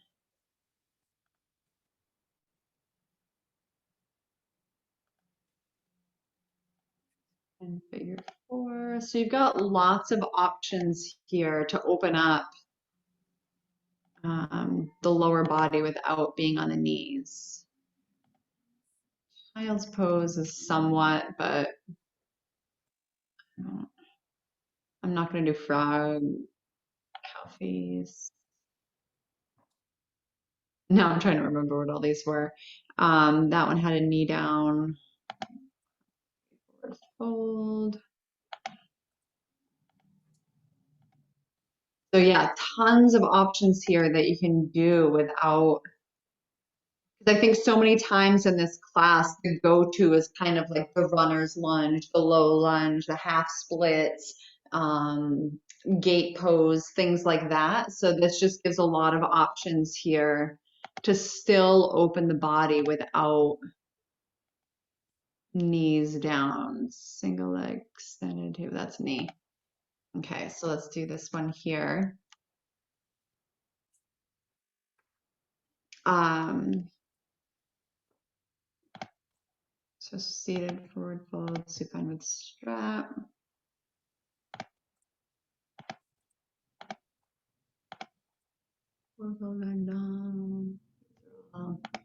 Yeah, I mean, this is awesome. You guys will have a lot of options here. Cool. Okay, so now let's break into groups. And I'm just going to pause the recording for a moment here. So I'm going to send you into. We ran out of time. That was exciting. All right, welcome back. So it's okay if you didn't get through the full wave one. We'll work through it together. So if you were with me yesterday, we'll do the same thing. So we'll plug them into the spreadsheet, kind of work through it, dial it in together, two of the separate sequences, and then you'll go back, build your wave two, and in this way, at the end of this, you'll have two good sequences that you can rock out. And one more thing that we didn't get to earlier, but before we get to wave three, I want to just add to that spreadsheet a list of different restorative poses that you can use before Shavasana. So that way you'll have some to choose from depending on where you're starting from. Okay. So let's start. So group number one, I've already forgotten. Were you the upper body or lower body? Upper. Upper body. Okay, perfect. So let me just pull up my spreadsheet here, and then we can just walk through it together. Somebody will volunteer to be a spokesperson. Can you see the spreadsheet that I have up? Okay, perfect. So who wants to feed me the sequence? I can talk. So we are going to start in supine, and that's where we want to start with our breathing exercises, just to get things started. And then we want to have people bring their knees into their chest, roll up into a seated position. And we wanted to do our pratapana. We want to do seated cat-cows. And then those just seated side lateral stretches. And that's just to verify, these are dynamic. One breath to movement, not holding. Yeah. Cool. And then after we've done like those side stretches, we're going to come into tabletop. And I actually like this idea to come kind of from tabletop, go forward into like a Sphinx pose, and then pressing back into a downward dog. Again, like using that breath connection in those movements. So would you flow? Can you show me what you mean flowing from Sphinx to down dog? So it go from to table, and then we walk forward to puppy, and then I missed that. belly onto the ground for Sphinx. Got it. And press up all the way to down. So was that Sphinx or was that Cobra? I couldn't see if your forearms were down. Sphinx. Just keeping them there since you're already there in puppy. Okay. Would you be flowing back and forth? No, you just go like puppy for a few breaths, just open your shoulders, and then inhale to look forward and slide onto your belly just for a Sphinx real quick. Kind of like the same length we'd hold like a baby cobra, just to like warm the spine up, and then exhale, press back to downward dog. Okay, cool. I thought you meant floating forward from kind of like a cobra to down dog to cobra to, okay. Okay, so tabletop, puppy. What about some pratapana twist? You could do some seated twists in there. Oh yeah, yeah. Let's just throw that in before the table.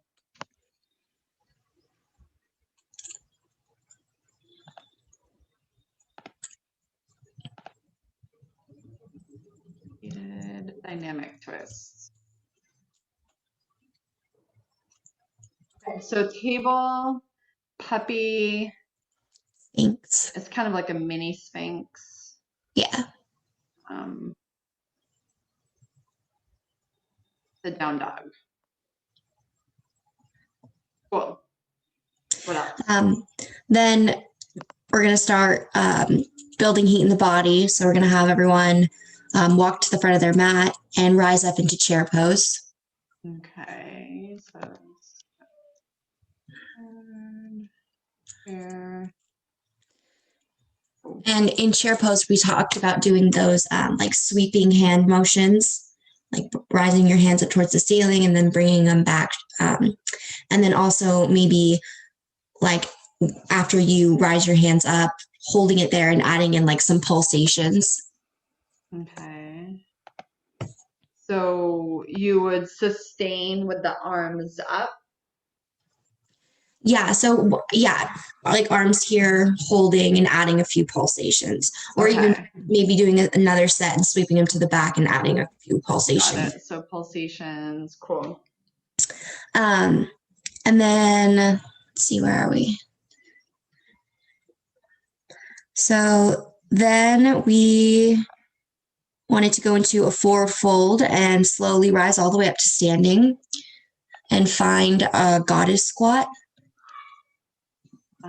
Okay, just give me 1 second.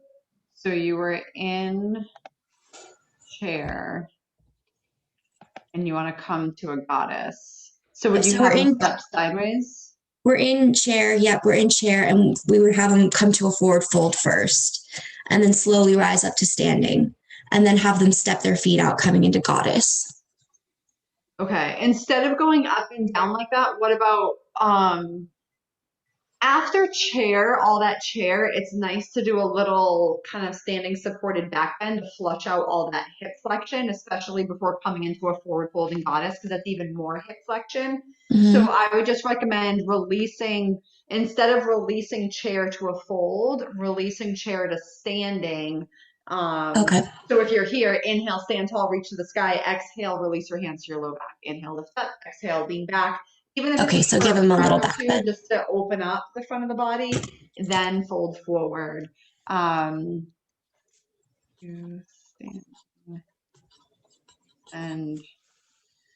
then from your forward fold, you could have them step a foot back and then walk over, rise to stand. That way it's not so much up and down.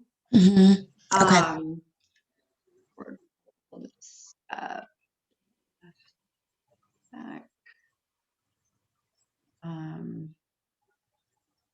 Step back. Left. So you're just transitioning through the wide-legged forward fold, not staying there. Rise to goddess. Here we go. Okay. Cool. And then what? And then we wanted to do star. So again, more heat building. Yeah, so like dynamic goddess star.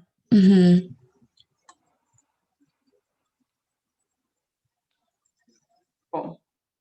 And then have them release into a forward fold, wide-legged forward fold. Well, words are hard sometimes. I know. Okay. And then from there, have them kind of explore with different arm variations, like interlacing your arms behind your back to open up your chest, having them put like your left opening up to the right side of the room and the left side of the room, just while you're in that stretch to get those. Yeah. So here you're kind of at that 12-minute mark here. So this is a good place to kind of hang out and wide-legged forward fold before you come down. So I'd almost, especially since your guys' focus is more in the upper body, I'd cue them into a twist. So one hand on a block, one hand, the other hand either on the sacrum or to the sky, rotating, hold it for a few breaths, and then do the other side. Then release the forward fold and give an option if they want to open their chest and shoulders to add a bind. But that way, rather than just giving them too much free room to do whatever they want, because then they'll likely kind of just freeze and do nothing. So I would do twisting first.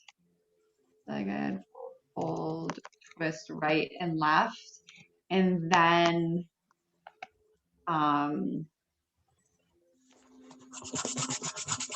give it the option for the bind.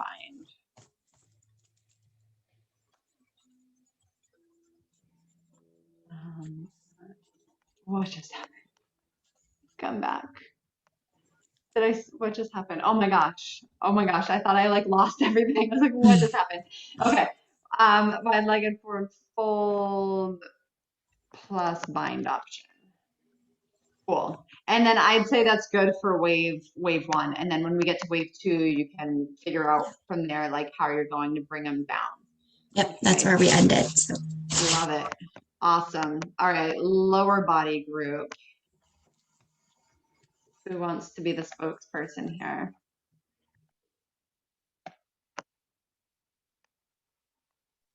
I will. Okay, so help me out, guys, in case I screw it up. We're starting in child's pose. Oh no, sorry, we're starting in on our backs. And then we're bringing our knees, we're going to windshield wiper our legs back and forth.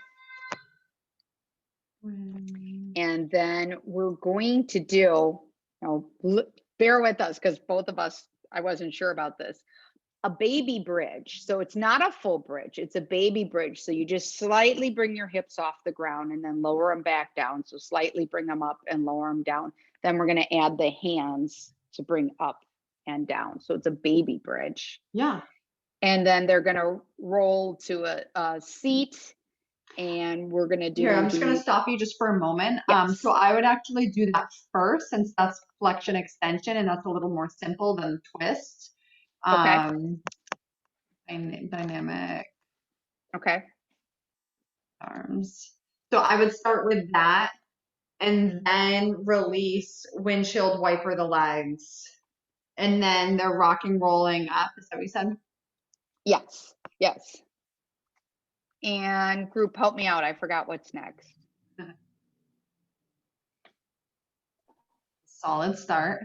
Rock and roll up, tabletop. Yes. Then we were going to wag the tail, right? Okay, so the lateral side bends. Mm-hmm. We were going to do the kick the heel up, draw the knee to navel first to get more flexion and extension, and then the wag the tail. Okay, can you demonstrate that for me, please? I don't know if I can move let me see if I can move my camera.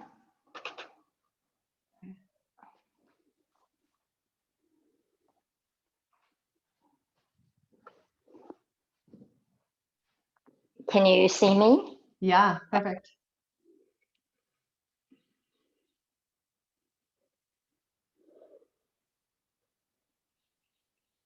Okay, so just the knee to noses. So some more flexion, extension, heat building. That's it. Okay, and we so got kind to of like focus a on the leg. single bird, so a bird dog without the arm. Yeah. That and then we hadn't got as far. We talked about moving the hip in a circle, making circles, Totally. but we hadn't got that far. And then I call it cat chasing its tail. I forgot what you called it, Linda. Just a wagging your tail because you're moving your hips. Mm-hmm.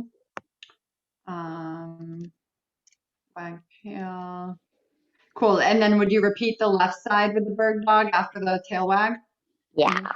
Okay. Repeat left. Cool. So those hip circles, I usually call it like fire hydrant, just, circling it out in both directions. Cool. And then what? And then it was, at that point, then curl your toes. We're not supposed to have a downward dog, right? So you can transition there. You just don't want to hold them there for 5 to 8 breaths, but you can transition through. Then a downward dog, walk your feet up, then inhale, chair. We're going to do the chair. The same thing the other group did. We had the chair back and forth. In out in, we're going to add cactus arms. Okay. Love it. Cool. Then what? Pretty much as far as we got. We Yeah. didn't finish. Cool. Awesome.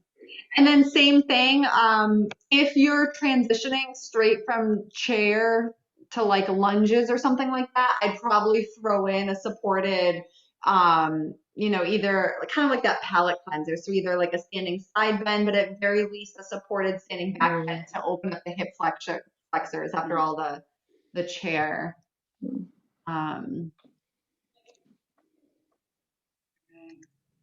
Cool. All right, so I'll save this, go back into your group. So now you're going to be working on wave 2, okay? So I know room 1, you were able to get through your wave 2. Room 2, how did that look for you? Were you able to get through your second wave? No. Most of it. Not all of it. That's okay. And again, that's why I just wanted to pull you back in so we can, put it in the sheet, dial it in, and then this will give us enough time to finish with wave 3, come up with that list of restorative poses as well. Okay, so let's start with group 1, so my upper body group. So let's see, so y'all ended in the wide-legged forward fold. So where do you want to go from there? I will be our representative. So from our wide-legged forward fold, toe heel your feet in together to touch to come into a normal forward fold. And then take a big bend into your knees and come high onto your tippy toes so you can come or lower your seat onto your heels and then come onto your seat on the ground. Okay.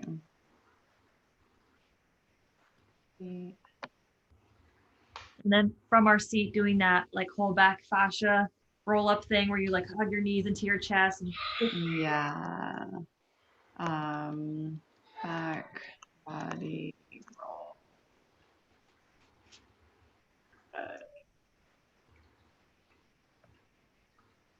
Okay. And then windshield wiper knees back and forth just for like 2 breaths. And then take deer on the right, deer on the left.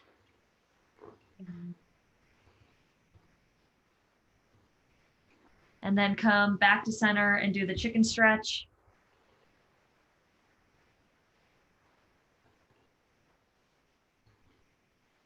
Love that stretch. I can't wait to incorporate that into a class. And then going into cow face pose, setting it up and everything with the blocks, and then taking the whole hand gesture too to really open up the shoulders and chest. Yeah, and definitely if you're going for full variation, start with a strap as well. Mm-hmm. And then if they don't need it, they can ditch it, but cue everybody in with the strap. Cool.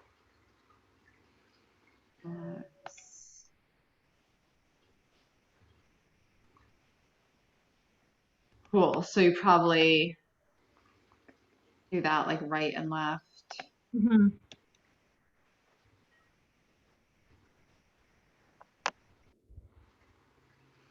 And then swing your legs around you and make your way down onto your belly. And we're going to do that one pie stretch you told us about with the twisty arms underneath you. The pie stretch, yes. Crossed arm.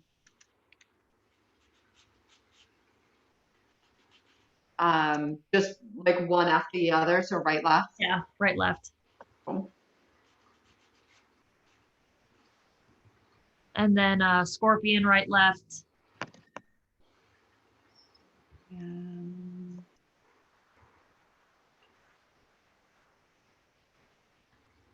Cool.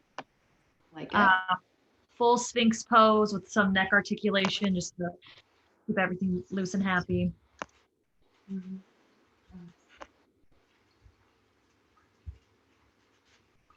Cool. And then press all the way back into a child's pose.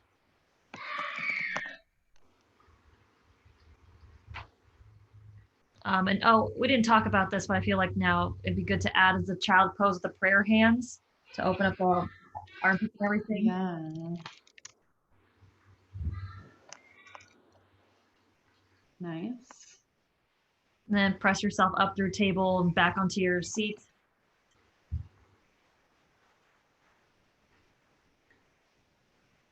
And we assume that we're using bolsters. So the,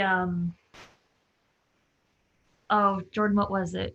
Or not Jordan, Courtney, what was it? Oh yeah, like the supported twists. So like legs are at 90 degrees and then the bolster is like right at your hip point. I don't know if you can see me. So like the deer twist. Yeah. And then so kind of having the bolster at your side. So as you twist. Love that one. And I think that was all of them. And then we take it down into the last 7 minutes, really slow, boys. Awesome. That's great. So you definitely got into the body. Let me just look through this again. Yeah, looks great. Okay, so let me just save this here. Group 2. So you were the lower body. So you started, so you're still standing. So you just did the supported back bend so you could release to a forward fold, but just let me know where you want to go with it. Yeah, we supported back bend, exhale to forward fold, inhale, exhale, gorilla pose. All right, let's do.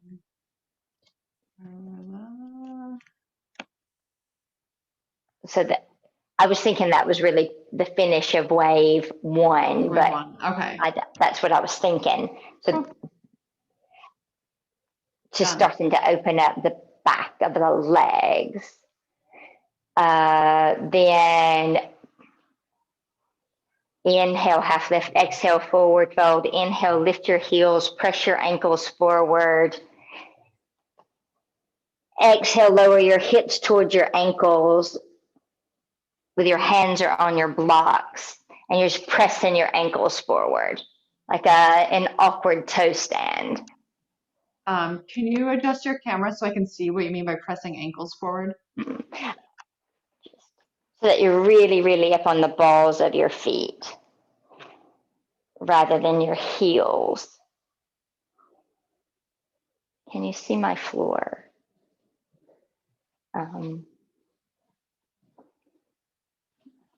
Yeah, that's a good spot. So that you really press your ankles forward. Oh, I see. So kind of you're pressing your shins forward. Yeah, so that this is really open and fleshed out. And you got the deep crease in your hips and your knees.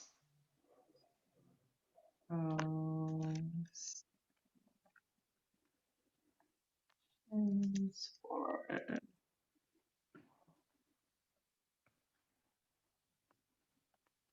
All right.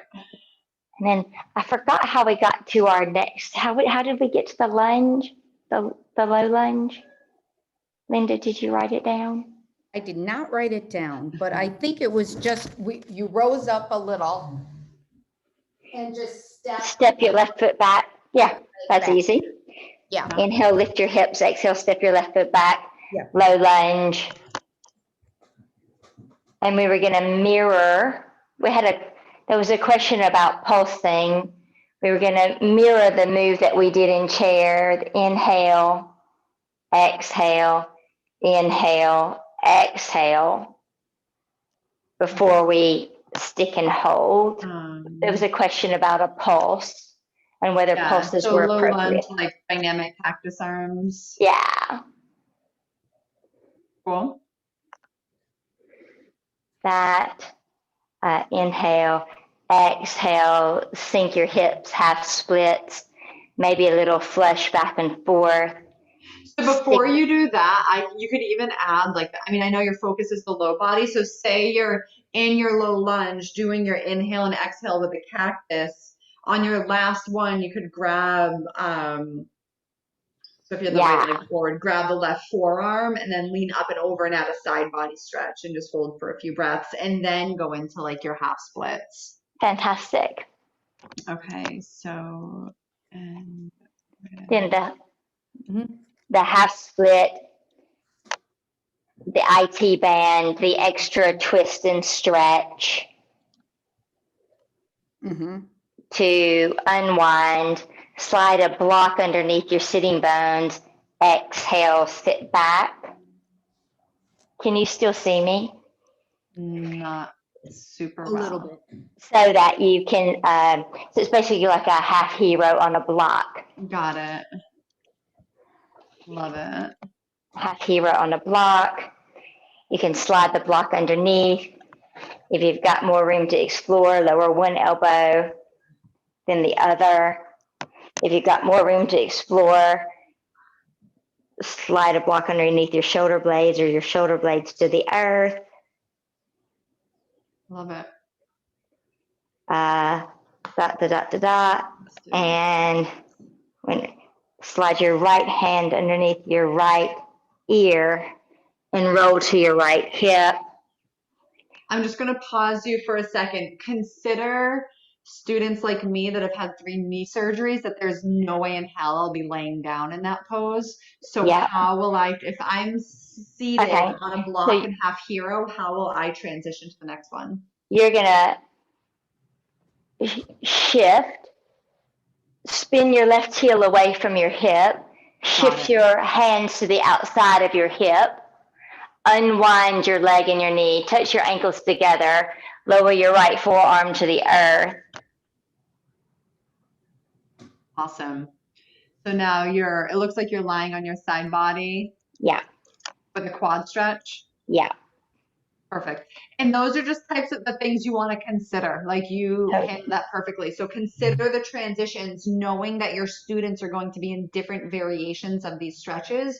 So make sure that you can guide everybody there safely, depending on which variation they're in. Yeah. Cool. Love it. Roll to your belly, Sphinx. So now you're facing the back of your mat.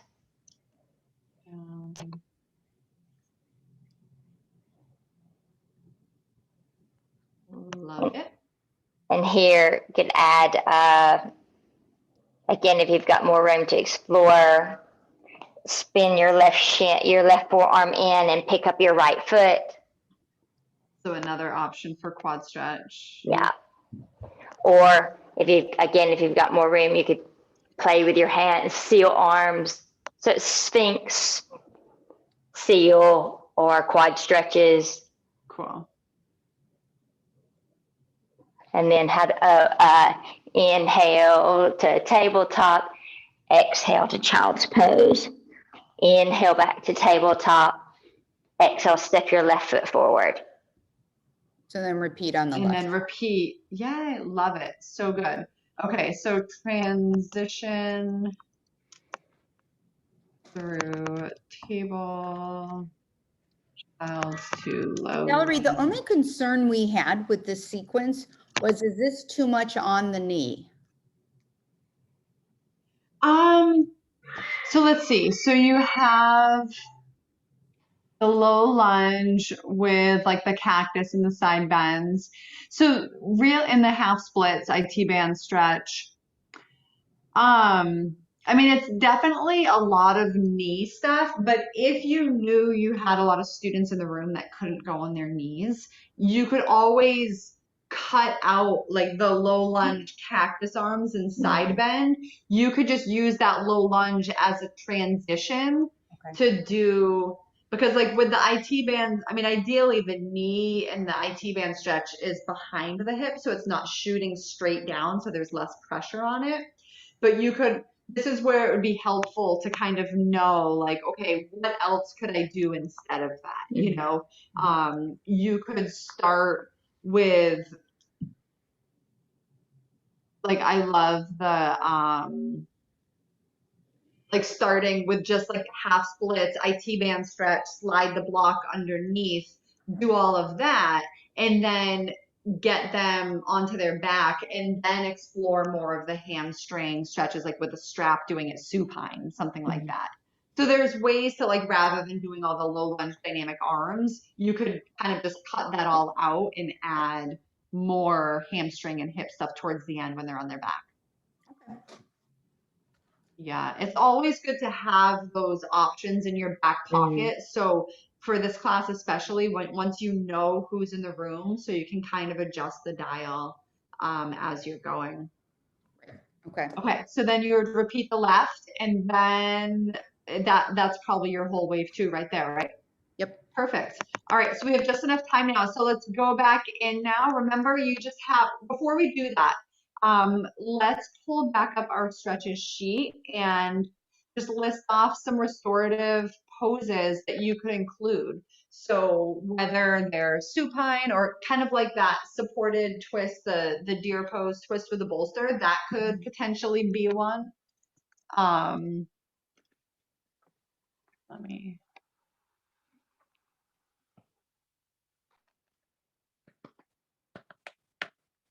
So obviously you would want to make sure you give enough time to do both sides on that. And that is something you would only do if your students were already either up on their knees or in a seat, okay? If they were already on their back doing stuff with the straps or supported bridge, you wouldn't want to pull them back up. So this is why it's good to kind of have options for both.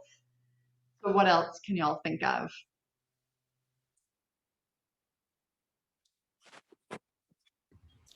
Supported bound angle pose with the either the bolster or the blocks underneath your back and head. Or I guess bolster under your back and head, and then you can have the blocks under your knees. Yep. You can also do it with a strap. Have you done that where you do the big loop with the strap? You just want to make sure the buckle isn't touching like your shins or anywhere on your body, but you hook it around your feet and ankles so it hugs around your knees as well. And then it allows your knees to rest into the strap. So that's a good one. Also, if they're already seated or upright in some way, that's another good one.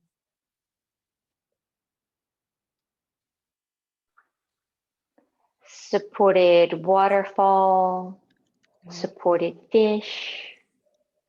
Yeah. So again, both great if they're, I mean, I guess supported waterfall, you could come in from supine and just like you would set up for a bridge and just slide the block underneath the hip. So that's a good one if they're already on their back, to do a supported waterfall or a supported bridge with the legs extended forward with either the block or bolster underneath.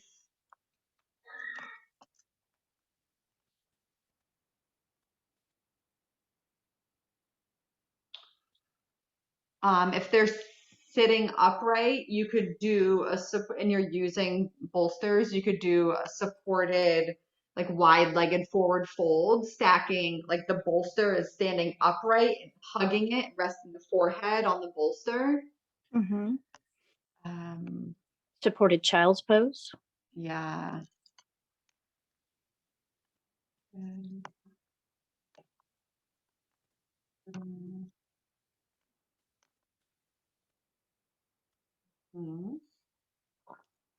Supported puppy.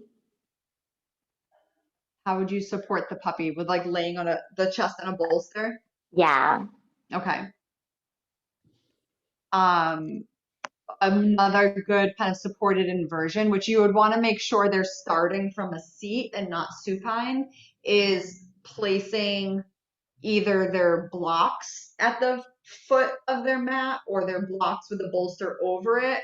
And then you lie down and you rest kind of like your Achilles up there. So their legs are slightly open and slightly elevated. But that, again, you want to make sure they're starting from a seated pose and not having to kind of deal with that while they're lying down. Elevated.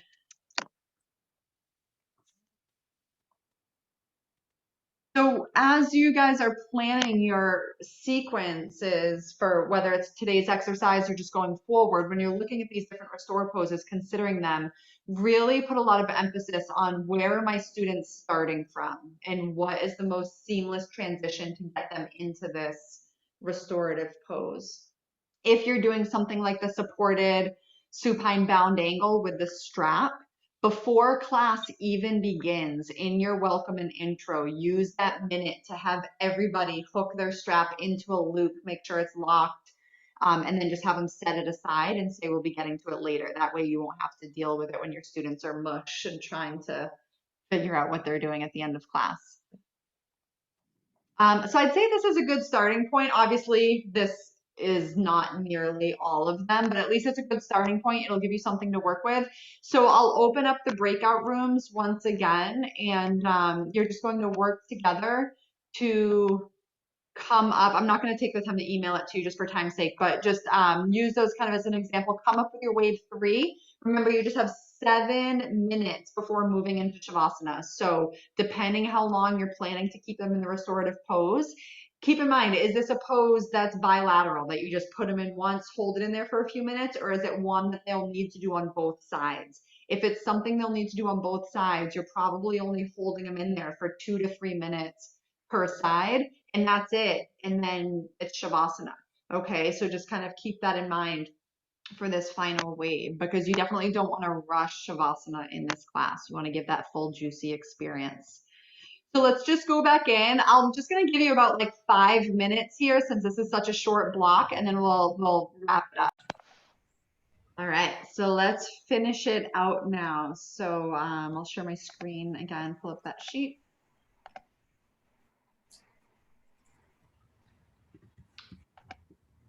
Here we go. So group 1, how will you, oh, is it there? Let me just delete some of these. How are you going to close it out? I can talk this time too. So we were just in the supported deer, kind of the supported supine twists. So a simple transition from that would be supported bound angle. So again, kind of assuming that we're using bolsters, so have a bolster under the spine, and then the blocks supporting the knees, a nice release. And then, so holding that for about 3 minutes or even a little bit longer. And then a supported, the supported waterfall. So transitioning off of the bolster, remove the blocks, and then back onto the spine, bring a block under the hips, and then raise the legs up just to kind of close the, like after opening the hips and the knees, a good transition there. And then from there, banana pose on either side. So just do a good half moon stretch, probably for a minute or so on each side. Mm-hmm. And then be in Shavasana, because we were assuming about like 6 minutes for that in total. And then with transitions, that would be right about the 7-minute mark. So yeah, helping extend Shavasana. Cool. Love it. Awesome. Cool. All right. Group 2. I think we ended wave 2 on our side in that quad stretch. So we would roll onto our back. And from there, we went to a figure 4 and stayed in that figure 4 and went to a twist on each side. Then we went to waterfall. Did I get that right, girls? Love it. And then right into Shavasana? Yes. Easy peasy. So good. So any questions on this? And you'll see when you all, and I have all your email addresses still since I just sent you that. So this will be uploaded to the 6th, but just so you all have it right away, I'll just, as soon as we're done here, I'll forward it to you so you have this latest copy. So you can see these are 2 totally different restore sequences. And that will allow you to kind of increase your creativity and and what you're offering, because there can be this tendency with Restore to kind of do the same stretches over and over again. So hopefully with that little database we created and these sequences, you can kind of expand your library. Any questions on anything we talked about today? Any of the waves, any of the poses, what's allowed, what's not allowed? I have a general question.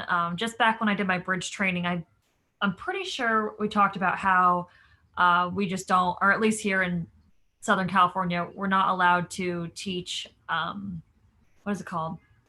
Plow. Yeah, plow and forearm stand. Would that be something also to avoid in You mean Restore? shoulder stand? Yeah. Yeah, no, we definitely don't teach those in our classes. The reason being it can be really problematic. You have that the artery in the back of your spine, and many people throw themselves into plow or shoulder stand and flatten out the neck first and foremost, so they don't maintain the natural the curve there in your cervical spine.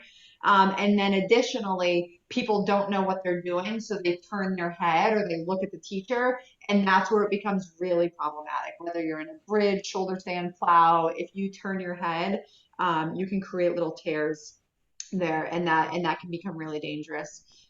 So we just don't. There'll always be the students that are just going to do it regardless. Like same in hot sequence. If you guide them into a supported shoulder stand, you'll always have those students that will go.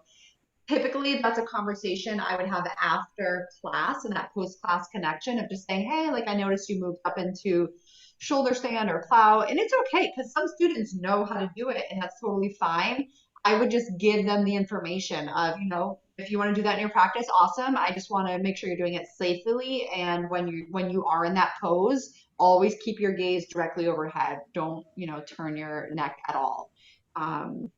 So yeah, so we don't want to teach those poses in the classes. If you see a student doing it, just kind of pull them aside afterwards and make sure they're equipped with that knowledge of how to do it safely. Great question. Oh, thank you for explaining. Yeah, anything else? A question on wave 2. Should we really be doing any pulsing at all in wave 2? You totally can, yeah. Okay. You're gradually bringing the heat down though, and that body vinyasa or asana vinyasa when you're, going from like a low lunge to a half splits, that's technically an asana vinyasa. It's not as intense as a standing asana vinyasa, but it's still a heat building. So it's kind of like a dynamic stretch. So in the beginning of wave 2, remember, you want to focus the beginning of wave 2 on your legs, on those big muscle groups that you just spent all that time building heat in. So it's okay to incorporate some of that pulsing, that dynamic movement, and then settle into the longer stretches. The further along you get in wave 2, you want to minimize the dynamic movement and just get right into the longer holds. Okay, because we're really bringing the energy down. Thank you for clarifying that. Another question I had was on using the walls. I mean, if it's appropriate, we can use the walls. Is that what I understand? Yeah, absolutely. Depending on the size of your class and your ability to space them out, I'd recommend there's different ways to do it. Some students like being on a mat and they don't just like laying on the floor. So I've been in classes where we start regularly on our mat, and then towards, like the 3/4 mark, the teachers had us all find a spot on the wall, and then we end the class there. Or you can purposely like have everybody come in at the start of class and set everybody up and do the entire class near the wall, so that way when you want to incorporate it, they're already right there. And then you can end your restorative pose can truly be legs up a wall, or you can do that like malasana squat against the wall, figure 4 against the wall. I mean, there's so many wall stretches you can do as well. Okay, thank you. Yeah, but you just want to minimize that transition time of going back and forth. And with that, do you have any experience can you use the mirrored wall as, I'm so hesitant. I'm so eager to do a wall class, but I'm so hesitant to put people on the mirror. I'm like, don't break it. Totally. That's what cleaner's for. Absolutely. Mm-hmm. Okay. Yeah, Cool. put them on the mirrors. You can use all the wall space you have. You can Awesome. really teach a great restore class. And I feel like that's an entirely another workshop that we should plan of just how to teach an entire class against the wall. Yeah. So we'll Totally. put that in the books for next time. Yeah. For now, oh, go ahead. Do you have a question? I was just going to say, there's one on the go. Jenna does a restore on go that's great on the wall. Awesome. Thank you. Yeah, it's a good reference if you want to check that out. So those of you that are here live, go ahead, put your full name and your studio name once again in the chat feature, so that way you get the credit for being here fully. And then for those of you, if you're a teacher or a lead teacher, GM, owner, anything like that, if you or one of your teachers need to test out on Restore, feel free to use these sequences that we just built today. Or if you want to come up with your own, submit a sequence to me or your lead teacher for approval. And then once you have sequence approval, we will highlight a section for you to send a video test out. So if you plan on doing that with me, just send me an email, include your studio name in the body of the email with your sequence, and we can go forward and I can help you out with that. If there's any further questions, I'm happy to stick on for a few minutes and chat. Otherwise, you all have my email address. I'll be forwarding out that final spreadsheet that we built together right after this call. So feel free to respond to that with any questions if anything comes up on the road. All right, guys, thank you so much. Thank you. Valerie, thank you.